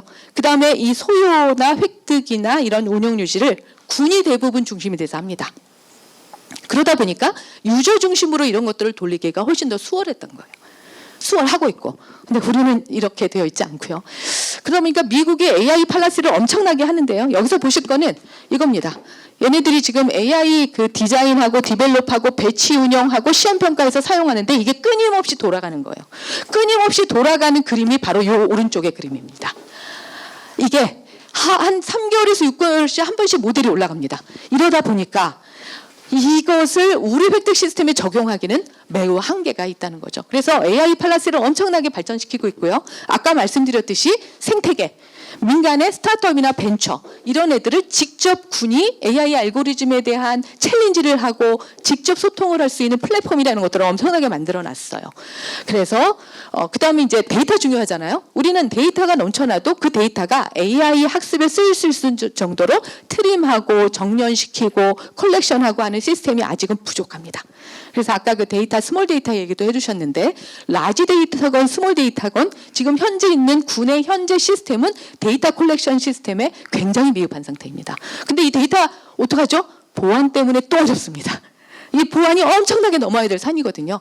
실제 조금 말씀드리기는 제한되지만 지금 AI에 대한 무인화 체계를 개발하고 있는 기업들이 들어가서 그 현장에서만 데이터를 받아서 거기에 알고리즘을 그러니까 소프트웨어 코딩을 할 수 있는 그 어플리케이션을 깔았다가 나오면 다 지워서 나옵니다. 왜냐하면 보안에 걸려 있다 보니까. 그러다 보니까 현장에 전장 데이터를 쓸 수도 없고 전장 데이터도 사실은 많이 없고 그런 것들을 집어넣어서 미래전에 투입할 수 있는 지능화 무기체계를 제대로 만들기도 너무나 제한되어 있는 상황입니다. 그래서 이런 문제들, 그래서 이 데이터를 콜렉션하고 트리밍할 수 있는 플랫폼이나 앱을 개발하는 이런 사업에 상당한 돈을 미국은 쓰고 있습니다. 그 다음에 클라우드, 인프라, 이런 것들이 지금 현재 가고는 있지만 굉장히 미비한 상태고요. 미국은 심지어 방산이나 이런 여기에 참여하는 일반 산학연들까지도 같이 공용해서 보안 레벨들을 구분을 해서 같이 쓸 수 있는 이런 오픈 대기열을 오픈했습니다. 근데 이런 거 없이는 사실은 AI화는 불가능하다고 볼 수 있죠. 우리 아직 그다음에 이제 RMF라 그래서 사이버 보안 매우 중요하죠. 근데 이 사이버 보안은 인증입니다. 그래서 제로 트러스트 아까 말씀해 주셨는데요. 요즘 최근 걱정되는 게 이겁니다. 미국이 너무 자기의 안보 블록을 좁히다 보니까 오커스 중심으로만 인증 제도를 허용했어요. 우리나라 아직 못 들어가고 있습니다. 앞으로는 미국과 한미 동맹이나 여러 가지 연합작전을 하려고 그러면 데이터 교환이나 이런 것들은 필수입니다. 근데 미군의 데이터와 우리 데이터가 호환성 있게 흐를 수 있느냐? 굉장히 사실은 비관적이고요. 그러다 보면 얘네들이 인증 문제로 우리를 실질적인 말로만 동맹이지 진짜로 군사동맹으로 묶으려면 이제는 AI 동맹이 돼야 되거든요. 그럼 AI 동맹이 되려면 우리가 먼저 갖추어야 되는 자격 조건도 있고요. 우리 안에서 먼저 그렇게 표준화나 상호 운영성을 갖춰야 되는 부분도 있고요. 걔네들하고 끊임없이 군사외교적인 협상을 통해서 여기에 인정을 받아야 되는데 이게 아직 좀 미비한 거고요. 지난 한 6개월이 멈춰져 있었죠. 그리고 한 1년 정도 멈춰져 있어서 잃어버린 1년 동안에 이런 여러 가지 어려움들 얘기하시는데 제가 볼 때는 이것도 어려움입니다. 네, 그 국방부가 통합된 거버넌스를 가지고 가지 못하고 있다 보니까 그래서 다 말씀드렸어요. 무기 체계와 전력 지원 체계 이렇게 나눠져 있고 여기에 대한 획득 프로세스가 다 다르고 조직이 다 다르고 그 다음에 예산 프로세스도 다르고 국방 R&D가 무기 체계 중심으로만 하드웨어 중심으로만 가고 있다. 방위합청이 서운해하겠죠. 우리 소프트웨어도 하는데요. 합니다. 그렇지만 안 한다는 얘기는 아니지만 지금은 여전히 AI 기반이라고 얘기하기는 아직 굉장히 어렵다라는 말씀을 좀 드리는 거고요. 그래서 이런 것들을 제가 막 그림을 그려가지고 제 국방부 정책 연구에다 막 넣어놨는데요. 이게 완전히 단절화되어 있어서 이런 부분들을 어떻게 극복해야 되는지가 굉장히 어렵다. 그리고 모든 법령 체계가 다 무기 체계 방위사업 중심이다. 그래서 이런 것들도 국방부 중심의 전체적인 전력 체계나 군사력 건설을 하나로 통째로 군수품 자체를 획득할 수 있는 프로세스의 법령을 상위 법령을 기본법으로 빨리 만들어야 된다. 근데 그래서 제가 늘 국방전력정책기본법을 만드십시오라고 해서 3년째 얘기를 해서 용역으로 보고서로도 수없이 보고를 하고 다녔는데 아직은 못 가고 있습니다. 그래서 거버넌스 얘기를 많이 하셨어요. 거버넌스 굉장히 중요합니다. 한마디로 AI 측면에서 보면 지금 말씀드린 거 그대로입니다. 여기 오셨는데요. 정보화기획국이 있습니다. 정보화기획국이 전통적으로는 전산 IT, 국방의 정보화 사업을 주도하셨는데 거기에 AI는 또 다른 문제죠. 그래서 그냥 표면적으로 보면은 AI에 대한 거버넌스를 정보화기획관실이 다 가져가면 제일 편해요. 그런데 문제는 방위사업청에서 하고 있는 무기체계 획득, 무기체계 전력, R&D 이런 것들을 국방부가 실질적으로 컨트롤하기가 쉽지 않잖아요. 그래서 거기에 대한 상위 컨트롤로서 일부 전력정책관이라는 실이 있습니다. 서로 잘 모르세요. 서로 분리되어 있으세요. 그러다 보니까 획득과 AI나 정보와 거버넌스가 통일되어 있지 않습니다. 요즘은 이제 첨단전력기획관실이라 해서 이제는 거버넌스 2개가 거버넌스 3개로 쪼개졌습니다. 그래서 작년 말까지 제가 알고 있기로는 국방부의 이런 거버넌스를 하나로 통합하는 노력이 있었습니다. 밑바닥에서. 근데 역시 12월 3일 이후로 다 멈춰진 것으로 알고 있습니다. 올해 좀 기대해 보겠습니다. 그래서 이러한 AI 거버넌스 결국은 뭐냐? 획득 거버넌스예요. 물론 작년에는 국방부에서 노력하신 것은 획득보다는 R&D 거버넌스라는 이름이었는데 저는 R&D보다는 획득이라는 말을 쓰실 수밖에 없을 거라고 생각을 하고요. 왜? 사오는 것도 요즘 국제공동개발이나 이런 것들하고 긴밀하게 협업하지 않으면 R&D 따로 그다음에 또 국외 도입 따로 아니거든요. 근데 우리는 다 방사청 내에서도 분리돼 있어요. 근데 이런 것들을 다 통합적인 거버넌스 누가 해야 되느냐? 국방부가 해야 됩니다. 그리고 그 중심은 유저여야 됩니다. 결국은 군이어야 되고요. 그래서 이런 토탈 라이프 사이클들을 위한 이런 거버넌스를 빨리 국방부 차원에서 본부부터 합쳐주시라. 이게 아까 말씀하신 CDAO입니다. 미국은 Chief Digital AI 오피서인데요. 얘네는 획득 차관한테 직보하고 있고요. AI 사업이 AI만이 아니라 AI 획득 사업이거든요. 결국은. 그러니까 두 개의 융합된 거버넌스를 하나로 가져가겠다고 해서 만든 게 CDAO입니다. 자, 이제 제가 시간을 그래서 이게 저희가 이게 돌아가는 우리식으로 한번 만들어봤는데요. 이것을 지금 시스템에선 도저히 못해가지고 작년 말에 제가 국방부 연구하면서 일단은 뭐 정보화객관실하고 많이 서로 이렇게 절충을 한 결과 일단은 AI 알고리즘만 띄어서 생각해보자. 이것을 인베디드해서 집어넣는 하드웨어까지 생각하면 우리 방위사업법이나 지금 현재 무기체계 획득 시스템하고 너무 힘들어져서 일단은 소프트웨어나 알고리즘만 띄어서 걔네들은 프로세스를 이렇게 돌릴 수 있도록 해보자 해서 정보화 관리 규정에다가 정보화 사업 규정에다 이걸 규정화에 대한 시안을 저희가 보고서로 제출한 바 있습니다. 그래서 이런 게 좀 확대돼야 되고요. 마지막입니다. 결국은 효과적인 법 제도의 개선 및 운영.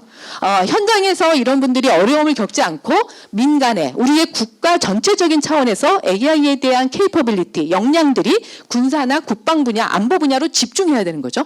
그러기 위해서는 자유로운 들락날락. 물론 보호하는 게 이제 중요하지만 그래서 이런 획득이나 여러 가지 국방 계약이나 조달이나 이런 시스템의 문턱을 확 낮춰주셔야 되고요. 근데 그것을 결정하는 거는 공무원은 법으로 움직입니다. 근데 법이 없이는 불가능한데 아직은 아까 말씀드렸지만 이 분야의 법은 방위사업법이 지존입니다. 근데 방위사업법은 법적 정의 자체가 무기체계라고 지정돼 있어요. 그러다 보니까 무기체계 생산이나 이렇게 하는 기업들을 방산기업이라고 지정하고 있고요. 그래서 국방부는 법이 없는 겁니다. 그럼 국방부는 뭘 가지고 하고 있어요? 국방전력발전 훈령.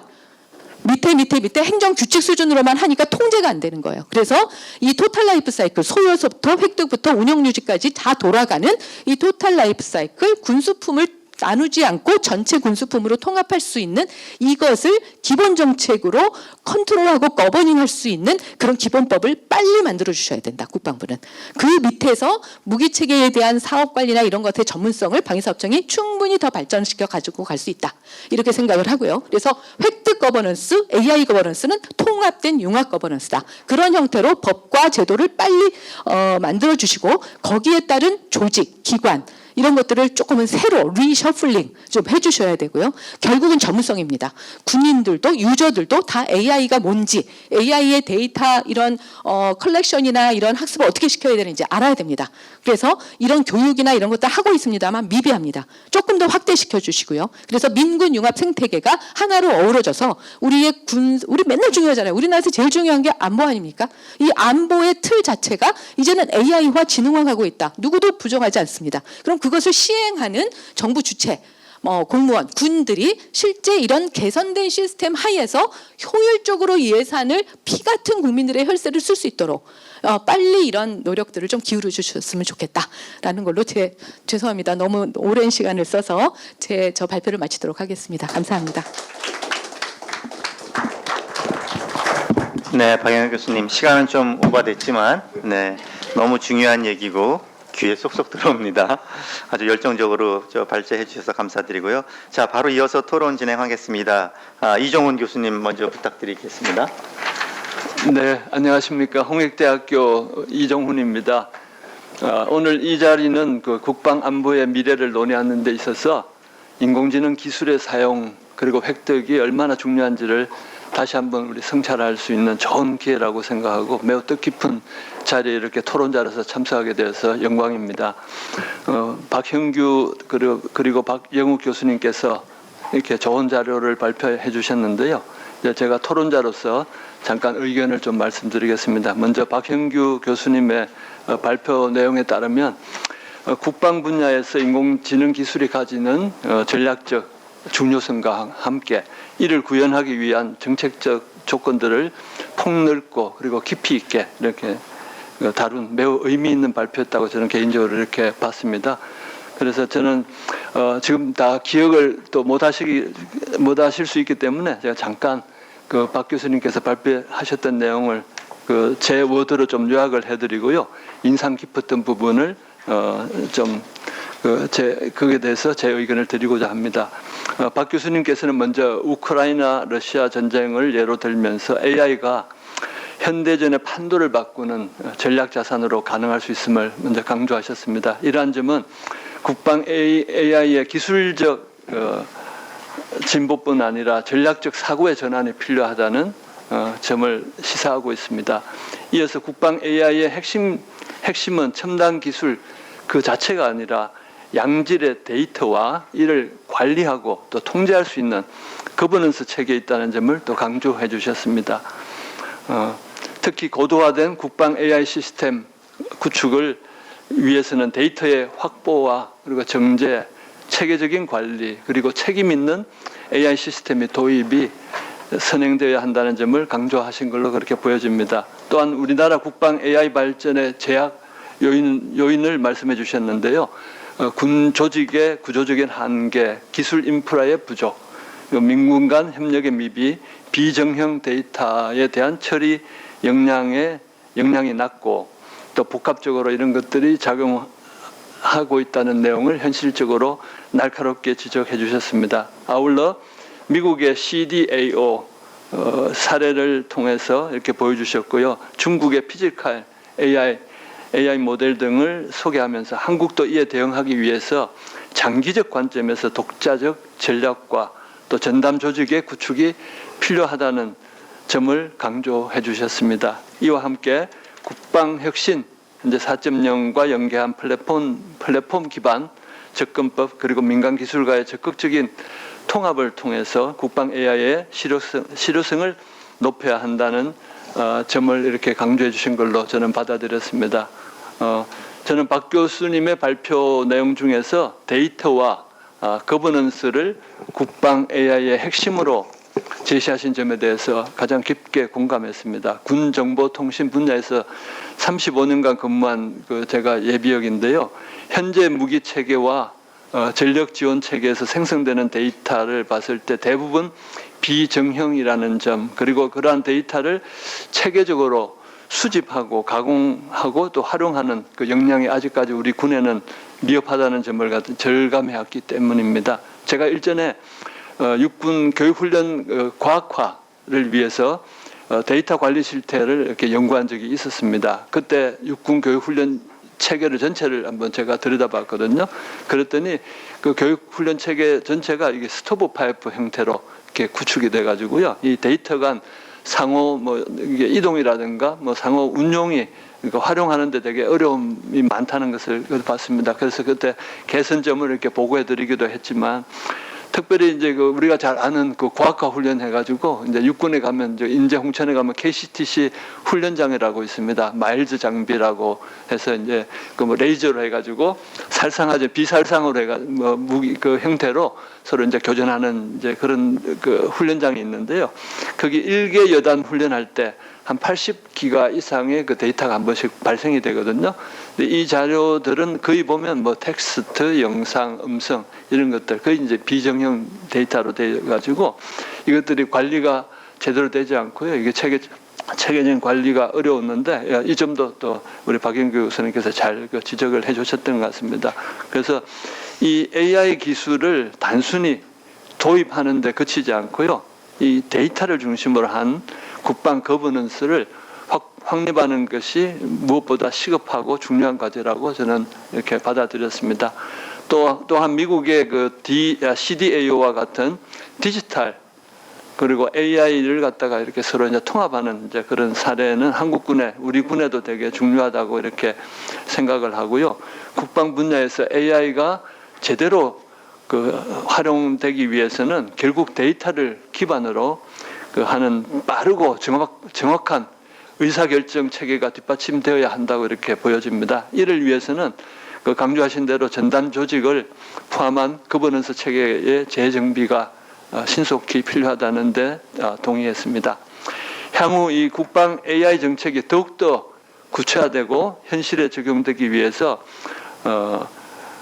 박 교수님의 발표 내용으로부터 제가 얻은 교훈 3가지를 좀 더 말씀드리고 다음으로 넘어가도록 하겠습니다. 첫째, 국제군사 AI 윤리 규범이 필요합니다.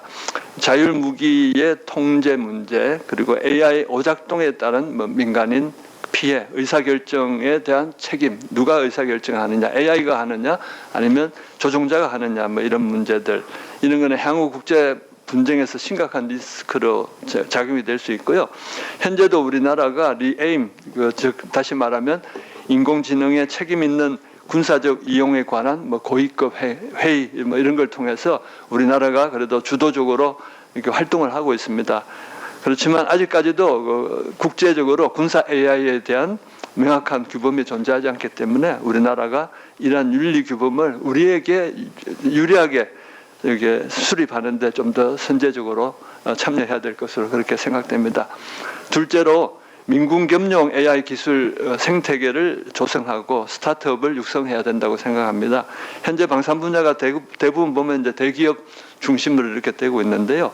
AI처럼 민첩성과 혁신성이 요구되는 이런 분야는 민간의 기술을 국방으로 빠르게 이전하고요. 또 이를 실험할 수 있는 유연한 시스템, 특히 민군 융합형 AI 클러스터 스타트업 중심의 그 인큐베이션 프로그램 같은 것들을 이렇게 운용해 가지고요. 개방형 생태계를 구축해야 된다고 이렇게 저는 생각합니다. 셋째, AI 인재 확보 전략을 강화해야 된다고 저는 생각합니다. 국방 AI 기술의 구현과 운영에 대한 그 질적 향상은요, 결국 인적 역량에 달려 있다고 이렇게 보여집니다.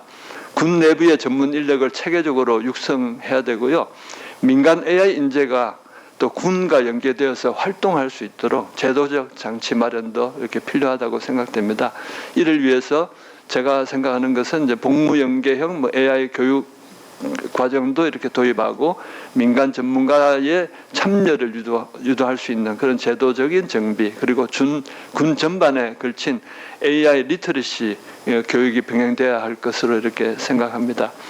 그래서 결론적으로 박 교수님의 발표는 단순한 기술적인 접근을 넘어서 국방 AI의 정책적인 본질과 거버넌스의 중요성을 짚어주셨다는 점에서 매우 의미 깊고 유익한 발표라고 저는 생각했습니다. 우리 대한민국이 AI 기반의 미래 전장에서 경쟁력을 확보하기 위해서는 기술 개발만이 아니라 조직, 혁신, 데이터 체계, 그리고 윤리 기준, 민군 협력, 인재 양성이라는 다층적으로 이렇게 동시에 전략이 설계되고 추진되어야 될 것으로 이렇게 생각됩니다. 이어서 시간 좀 제가 많이 쓴 것 같습니다. 이어서 박영욱 교수님에 대해서 발표 내용에 대해서 의견을 이번 조금 짧게 드리도록 한번 줄여보겠습니다. 박영욱 교수님께서 발표하신 내용은 우리나라가 앞으로 나아가야 할 전략적 방향성을 그 미국 사례를 통해서 이렇게 보여준 매우 그 유익한 발표라고 저는 이렇게 받아들였습니다. AI는 더 이상 선택이 아니고 필수이고요. 무기 체계 자동화, 지휘 통제의 그 고도화, 정보 분석 정밀화, 그리고 등 AI는 전장 환경의 전반을 지금 재편하고 있습니다. 단순한 기술적 진보를 넘어서 이제는 군사 전략의 중심이자 전쟁 양상을 근본적으로 바꾸는 게임 체인저로 확고하게 이렇게 자리를 잡고 있습니다. 박 교수님의 발표는 특히 미국의 국방 AI 전략과 정책을 중심으로 어떻게 AI를 실질적인 전력화 요소로 수용하고 이를 조직적으로 구현하고 있는지에 대해서 심도 있게 다루셨습니다. 미국은 3차 상쇄 전략을 기점으로 AI를 미래 지배 기술로 확실하게 인식하고 있으며 CDAO를 중심으로 데이터 기반의 통합 생태계를 조성해가고 있습니다. 동시에 책임 있는 AI, RAI라고 하죠. 이 원칙을 통해서 기술의 윤리성과 투명성을 담고자 하는 노력도 병행하고 있다는 점을 강조해 주셨습니다. 반면 우리나라는 세계적 수준의 ICT 기술과 인프라를 보유하고 있음에도 불구하고 국방 AI의 제도적 기반, 전문 인력의 확보, 민군 협력 체계 등 다양한 측면에서 아직도 부족한 점이 많다는 점도 냉철하게 지적해 주셨습니다. 특히 과거 중심의 국방 R&D 구조가 현재 빠르게 변화하고 있는 기술 변화의 속도와 복잡성을 따라가지 못하고 있다는 점도 시급히 개선해야 될 과제로 보여집니다. 개인적으로 가장 인상을 받은 대목은 우리 박 교수님께서 언급해 주셨는데요. AI는 단순한 기술이 아니라 국가 안보를 지탱할 전략 자산이라는 이런 말씀을 해주셨는데요.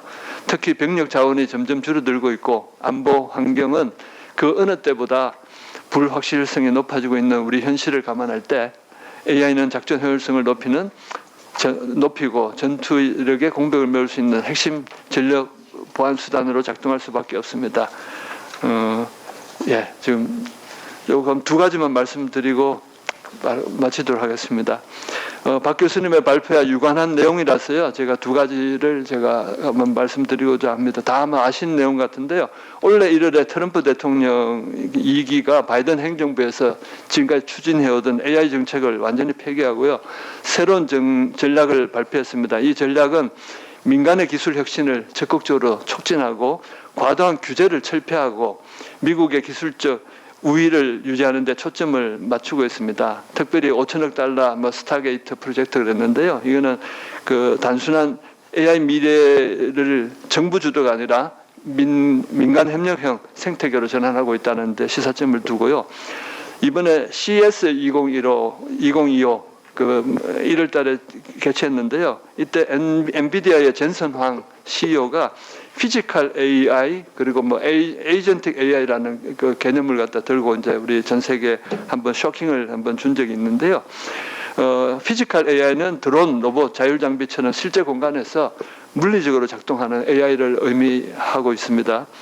그다음에 그 후자 그 에이전틱 AI는 스스로 목표를 설정하고 또 실행 계획을 수립하는 자율 판단형 AI를 지칭한다 합니다. 이러한 기술들은 향후 전투 현장뿐만 아니라 우리 군의 그 지휘 통제 또는 전략 수립에도 이 AI 기술이 미치는 영향이 크기 때문에 우리가 이쪽에 더욱더 관심을 가져야 될 거라고 생각하고 좀 긴 것 같아서 이 정도로 마치겠습니다. 감사합니다. 네, 죄송합니다. 제가 더 시간을 충분히 드렸으면 하는데 조금 지체됐습니다. 그래서 제가 독촉을 드려서 죄송하고요. 이제 마지막으로 우리 전태균 대표님께 부탁드릴 텐데 지금 여지껏 발제하신 세 분하고는 좀 다르게 현장에서 기업 활동을 하시면서 아마 애로도 많이 느끼셨을 것 같습니다. 그런 걸 포함해서 좀 생생한 얘기를 부탁드리겠습니다. 한 15분 정도 부탁드립니다. 네, 감사합니다. 마지막 발표할 때는 항상 이런 힘듦이 있는 것 같습니다. 앞에서 대부분 다 말씀을 잘 해주셨고, 그리고 AI를 하면서 느꼈던, 그리고 방금 발표를 해줬던 것 중에 결국 쓰다 보면, 그리고 새로운 문제를 마주하다 보면 결국 새로운 게 보이고, 그리고 새롭게 정의돼야 될 것들이 많다라는 말씀을 많이 해주셨는데, 지금 제가 마주한 상황도 되게 비슷한 상황이 아닌가 싶습니다. 앞에서 대부분 다 말씀을 해주셨고, 또 똑같은 얘기를 준비를 했지만 그 얘기를 또 같이 말씀을 드리는 건 별로 여러분들에게 도움이 되지 않을 것 같습니다. 그래서 크게 지금 AI가 한국군에서 잘 되고 있는 것들 많이 말씀을 해주셨고, 그리고 특히 조달과 관련된 부분들을 많이 언급해 주셨습니다. 그리고 이제 감시정찰 작전 무기와 관련된 데이터 인프라 등등을 좀 많이 말씀해 주셨고요. 이제 저는 여기에 좀 덧붙여서 구체적으로 왜 지금 AI가 한국군에 잘 되고 있는 분야는 왜 잘 되고 있는지, 그리고 안 되고 있는 분야는 왜 안 되고 있는지에 대해서 좀 말씀을 드리고, 그리고 조달과 좀 더 확대해서 결국 국내 조달과 해외 수출을 좀 연계해서 한국군과 그리고 한국 기업이 할 수 있는 것들이 무엇이 있을까 두 번째로 말씀을 드리겠습니다.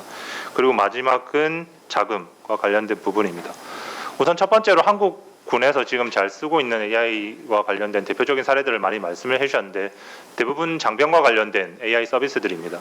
이제 잘 되고 있는 것들은 대부분 데이터와 인프라 구축을 외부에서 민간 기업이 하기 용이했고, 그리고 실제 쓰고 있는 사용자들이 굉장히 많다는 것입니다. 장병들이 많이 서비스를 쓰고, 그리고 거기에 대한 피드백을 주면서 서비스들이 계속 개선이 되고 활성화되고 있다는 점들이고요.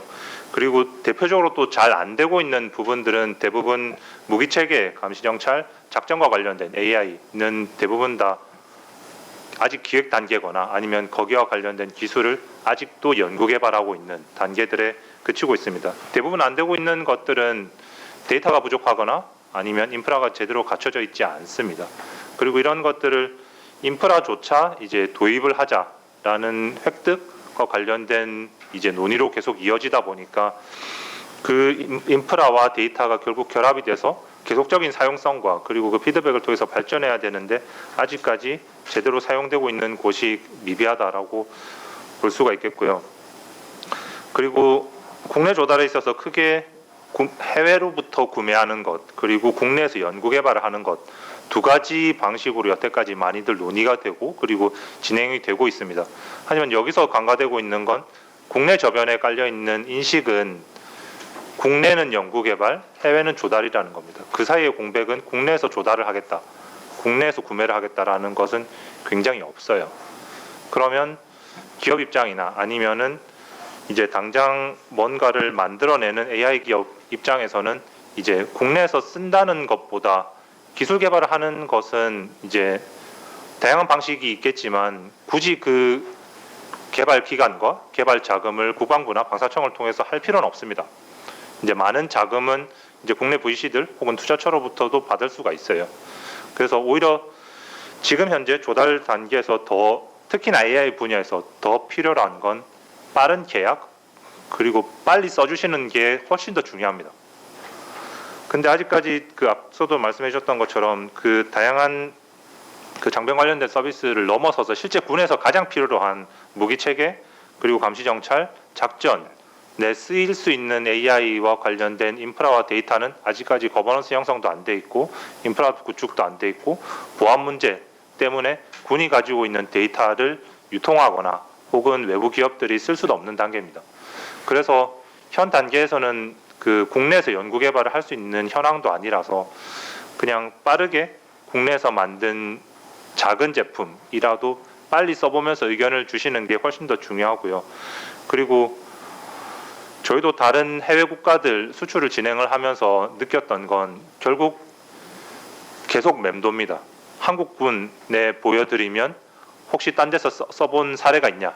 라고 말씀을 해주시고 해외군에 들어가 보면 한국군에서 써본 사례가 있냐?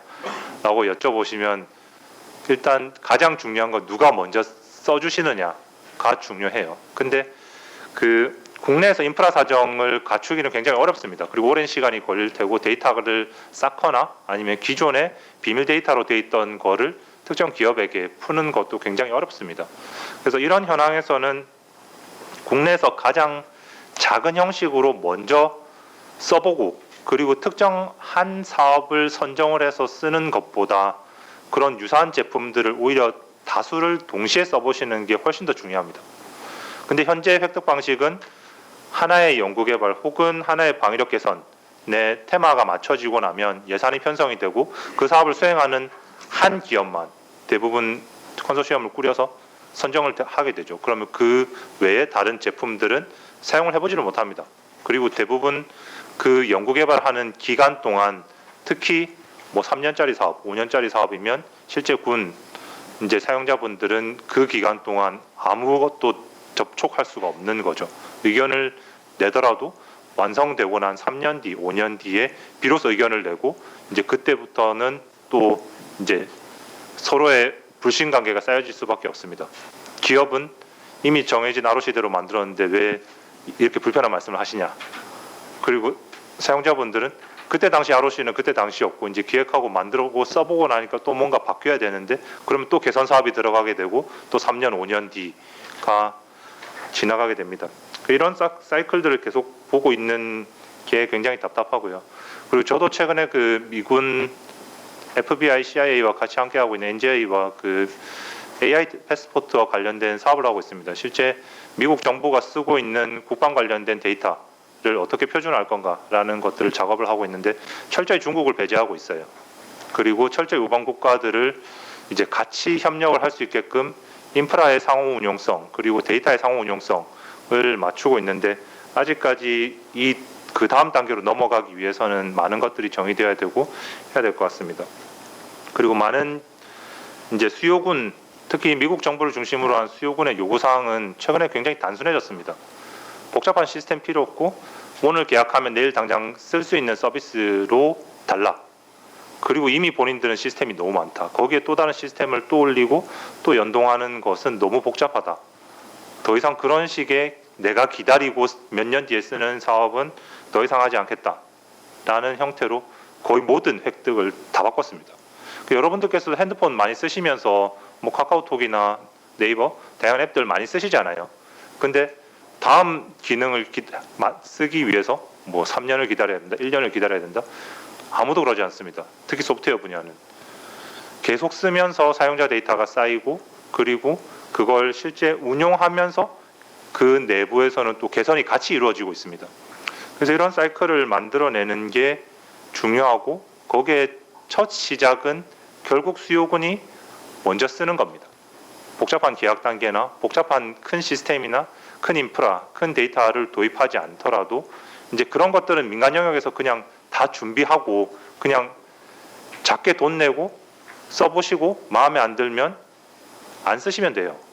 결제를 해지하거나 계약을 취소하면 됩니다. 근데 그런 것들을 저희는 너무 두려워하고 있어요. 그리고 너무 많은 기업들에게 연구개발의 명목으로 혜택을 주고 자금을 풀고 기술을 끌어올리는 역할들을 하고 있지, 이제 그걸 기술 개발비가 아니라 그냥 사용비로서만 한다면은 기업들이 알아서 준비합니다. 지금 당장 쓸 수 있는 제품 만들어서 선택할 수 있으면 선택되고 60%의 만족도를 가지고 일단 시작을 하는 거죠.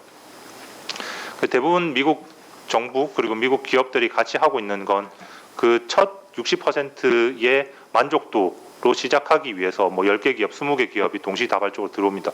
그리고 이제 계속 경쟁 방식으로 1라운드, 2라운드, 3라운드를 거쳐가면서 처음에는 뭐 10만 불에 계약을 했다가 2라운드에는 100만 불, 그 다음에는 이제 1000만 불로 넘어가는 것처럼 소수의 선택된 기업들만 계속해서 그 정부에게 제공할 수 있는 기회를 받는 방식으로 가고 있습니다. 그리고 많은 국가들도 그렇게 되고 있고요.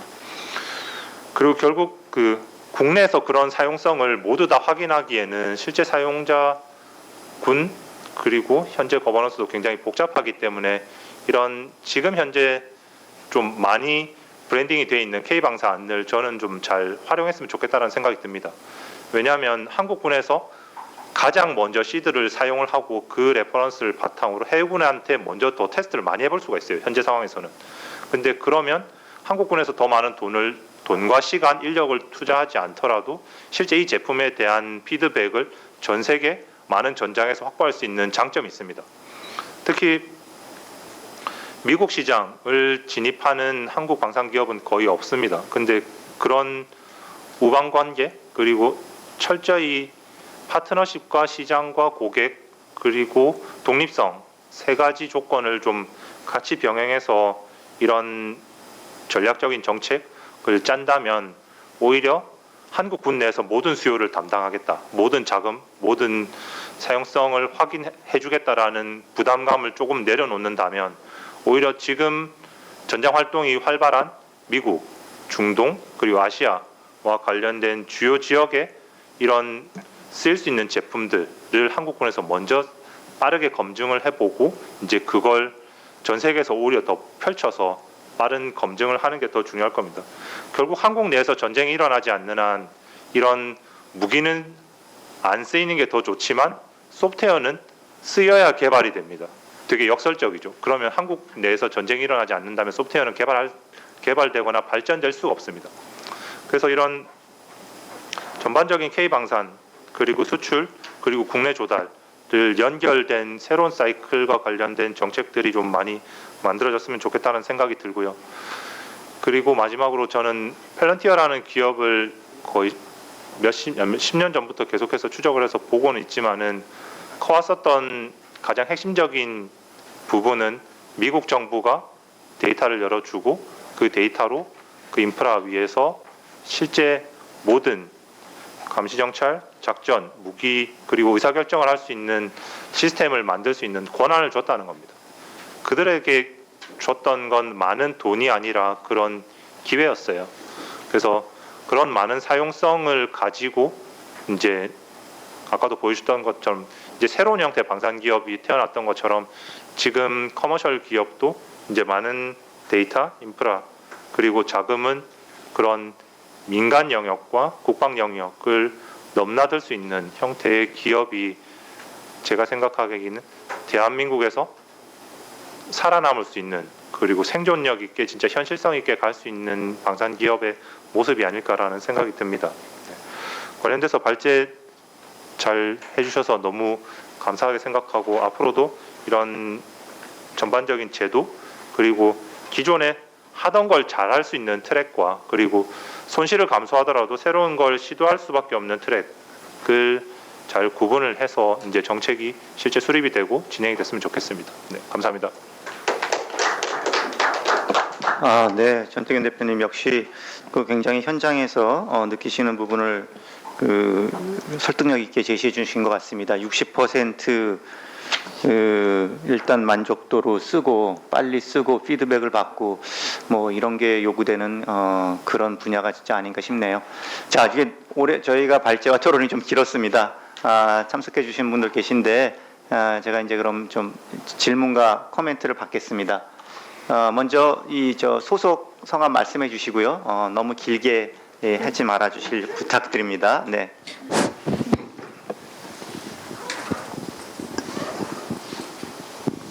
네, 유럽연합 조명진입니다. 안녕하세요. 네.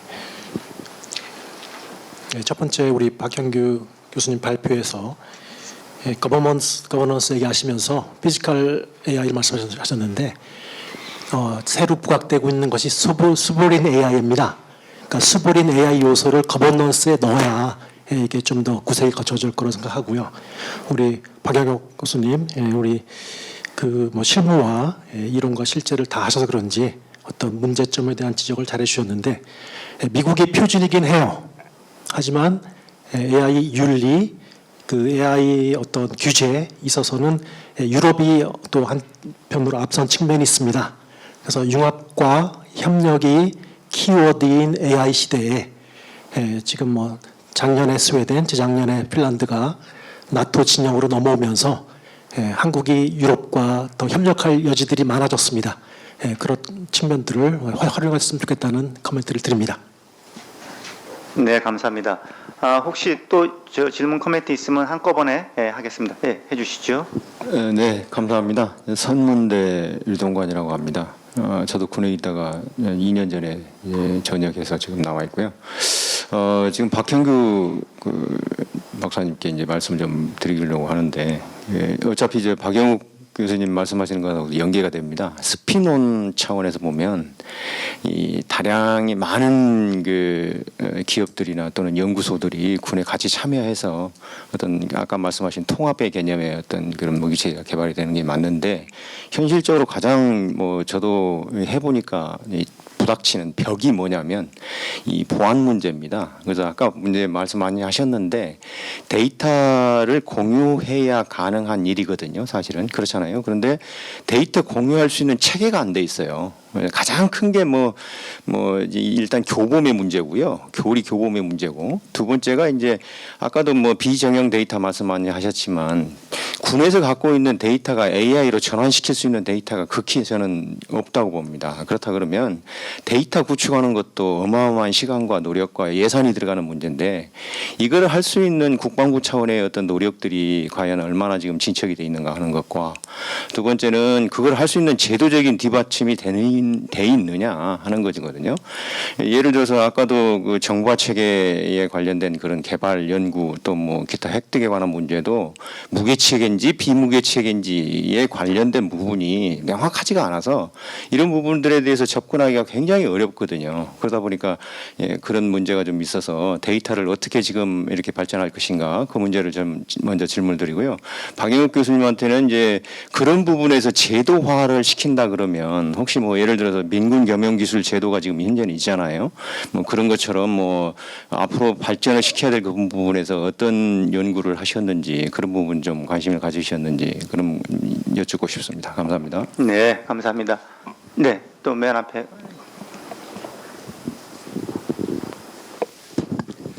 예, 저는 교수 정연했고요.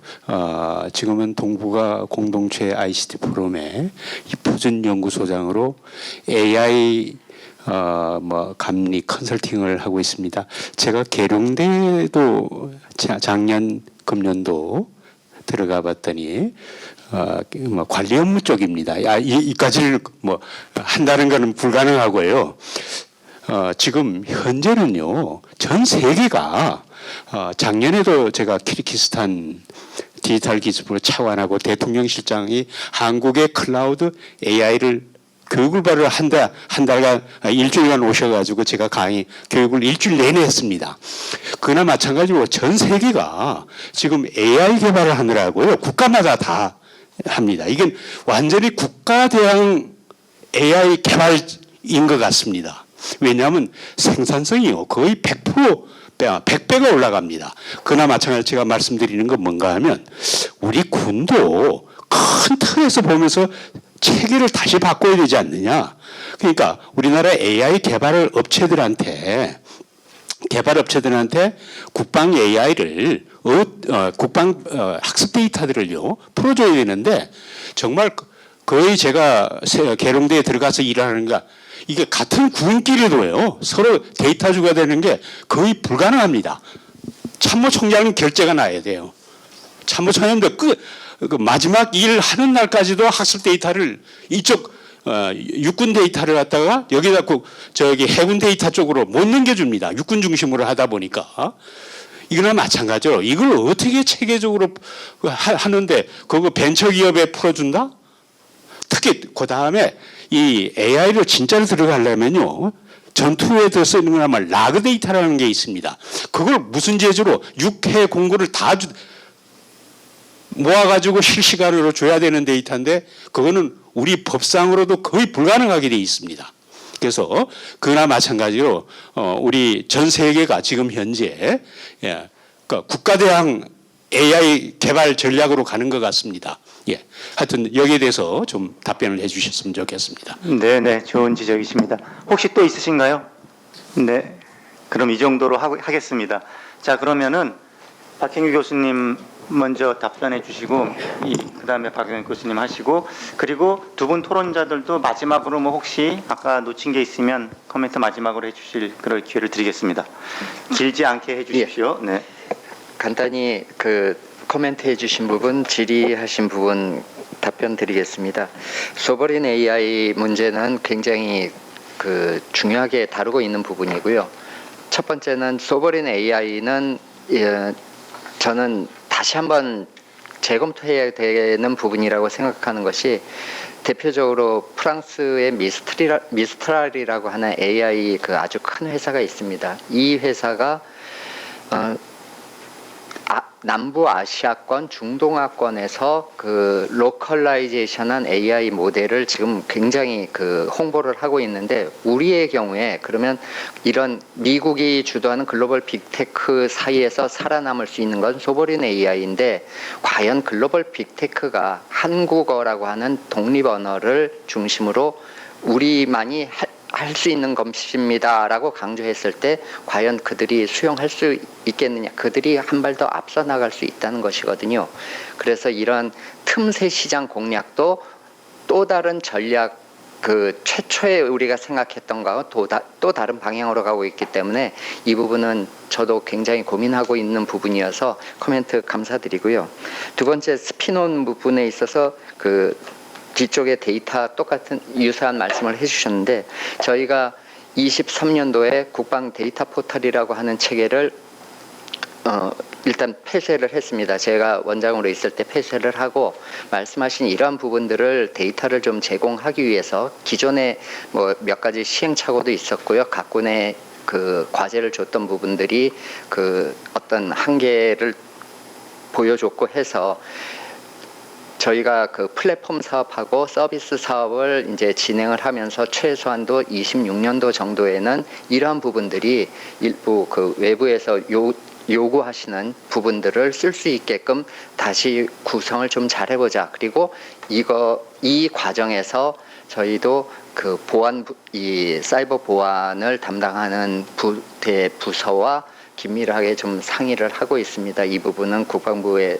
참석해 주신 분께서도 도와주실 거라고 생각을 하고 마지막에 라그 데이터 실시간에 라그 개념을 적용해야 되는 것은 당연합니다. 그건 당연한데 그렇게 하기 위해서는 기존의 데이터를 라그 프로세스를 피드백을 할 수 있는 게 얼마만큼 우리가 어느 정도를 해야 되고 누구한테 이걸 보여줘야 되느냐 이런 부분들은 결국은 모델별로 굉장히 다를 거라고 저는 생각을 합니다. 그래서 이건 AI 모델을 최초의 설계 구축하는 단계에서부터 제시를 해야 되는데 앞서 말씀드린 대로 미국처럼 다수의 회사가 경쟁을 해서 거기서 살아남는 이게 되려면 우리나라 계약법 자체가 조금 융통성을 저희한테 주셔야 됩니다. 특정 업체만 특정 계약을 통해 가지고 할 수 있다라고 하면 그 회사가 능력이 있든 없든 끌고 가거든요. 다수의 경쟁을 할 수 있는 이 국계법이라고 하는 이 틀을 저희 AI 쪽에서는 조금 더 그 융통성을 저희가 가질 수 있게끔 이거는 정부 협력 차원에서 필요하다고 생각합니다. 감사합니다. 네, 그럼 박영익 교수님 한 3분 정도 해주십시오. 네, 항상 시간이 예, 첫 번째 말씀해 주시는 유럽하고의 어떤 차별적인 융합이나 뭐 여러 가지 미국 중심만이 아니라 100% 전적으로 동의를 합니다. 근데 윤리도 전략입니다. 그러니까 윤리 저 작년에 리에임도 제가 참석해서 같이 글로벌 토론도 하고 했었는데요. 이중적이죠. 미국은 핵 마찬가지로 AI도 계속 캐치업 못하도록 자기가 기술 패권이나 모든 서비스 패권을 가지고 가야 된다는 얘기가 명확하기 때문에 오히려 미국이 얘기하는 윤리는 후발국이 쫓아오지 못하거나 경쟁 상대가 쫓아오지 못하게 만드는 차원에서의 범주에서의 윤리고요. 유럽은 거꾸로 쫓아가야 되니까 어떻게 보면 앞서가는 국가들을 막기 위한 독주를 막기 위한 하나의 전략으로서 윤리를 얘기하는 경우도 있습니다. 물론 시민혁명으로부터 빚어진 문화적 역사적 전통을 무시하는 거 절대 아닙니다. 개인정보 보호나 이런 것들의 민감성이나 이런 것들은 유럽이 워낙 생활화 문화화돼 있기 때문에 그런 요소를 무시할 수는 없지만 철저하게 지금은 군사력 패권, 기술 패권이 난무하는 이 정말로 정글 같은 글로벌 시장에서는 AI 윤리도 전략이기 때문에 우리는 도덕적 가치를 훼손하지 않으면서도 윤리적인 문제를 우리가 어떻게 명분으로 내세우면서도 실질적으로 우리 내재화할 것인지에 대한 이중적, 삼중적 고민이 복합적으로 저는 있어야 된다고 보고요. 우리가 후발로서 윤리를 강조하는 거는 가끔 좀 이상해 보이기도 하거든요. 어떤 차원에서는. 그래서 너무 선진국이나 이런 앞서가는 나라들의 어떤 논리적 틀에 매이지 않거나 종속되지 않으면서도 우리 나름대로 이것을 전략적으로 활용할 수 있는 그런 좀 현명함이 지금은 굉장히 필요하다. 그런 것들로 제가 말씀을 대신하겠습니다. 그래서 유럽은 윤리뿐만이 아니라 상당히 많은 것들을 같이 협업해야 되는 거 맞고요. 그 다음에 두 번째 보이는 데이터 문제, 처음부터 끝까지 그 얘기 우리 했잖아요. 그런데 이런 데이터 문제라든지 또 아까 말씀을 해주시는 여러 민간의 이런 발전된 역량들을 어떻게 내재화하고 유입하느냐, 결국은 두 가지가 같이 맞물리잖아요. 왜냐하면 민간의 역량들을 도입하려고 하다 보니까 이 안에 규제라든지 데이터라든지 어프로치를 할 수가 없는 거고요. 그래서 저는 이게 정책하는 사람들이 다 똑같을 겁니다. 두 가지 방식을 같이 혼용될 수밖에 없어요. 위에서는 탑다운적으로 완전히 컴프리헨시브한 접근, 통합된 거버넌스나 통수권적 차원이 아래로부터 프레임을 바꿔주는 작업. 그렇다고 해서 밑바닥에서 하나도 하지 말아야 되느냐, 위에가 바뀌지 않으면 다 손 놓고 있어야 되느냐, 그건 아니죠. 근데 두 개가 같이 맞물리고 어떻게 유기적으로 연계성을 갖게 하느냐, 중간중간에 시너지를 어떻게 주느냐, 양념들이 필요하고요. 그래서 위에는 아까 말씀드렸듯이 AI라 부르고 획득이라 읽는다. 저는 그렇게 표현을 할까요? 그래서 두 개를 구분할 수 없는 그런 것들이니까요. 그런 상태에서는 국방부의 거버넌스를 가진 법령화 제도와 제가 분명히 말씀을 드렸고요. 그런 식은 이거는 통수권적 차원의 정권이나 정부 차원의 어프로치가 필요합니다.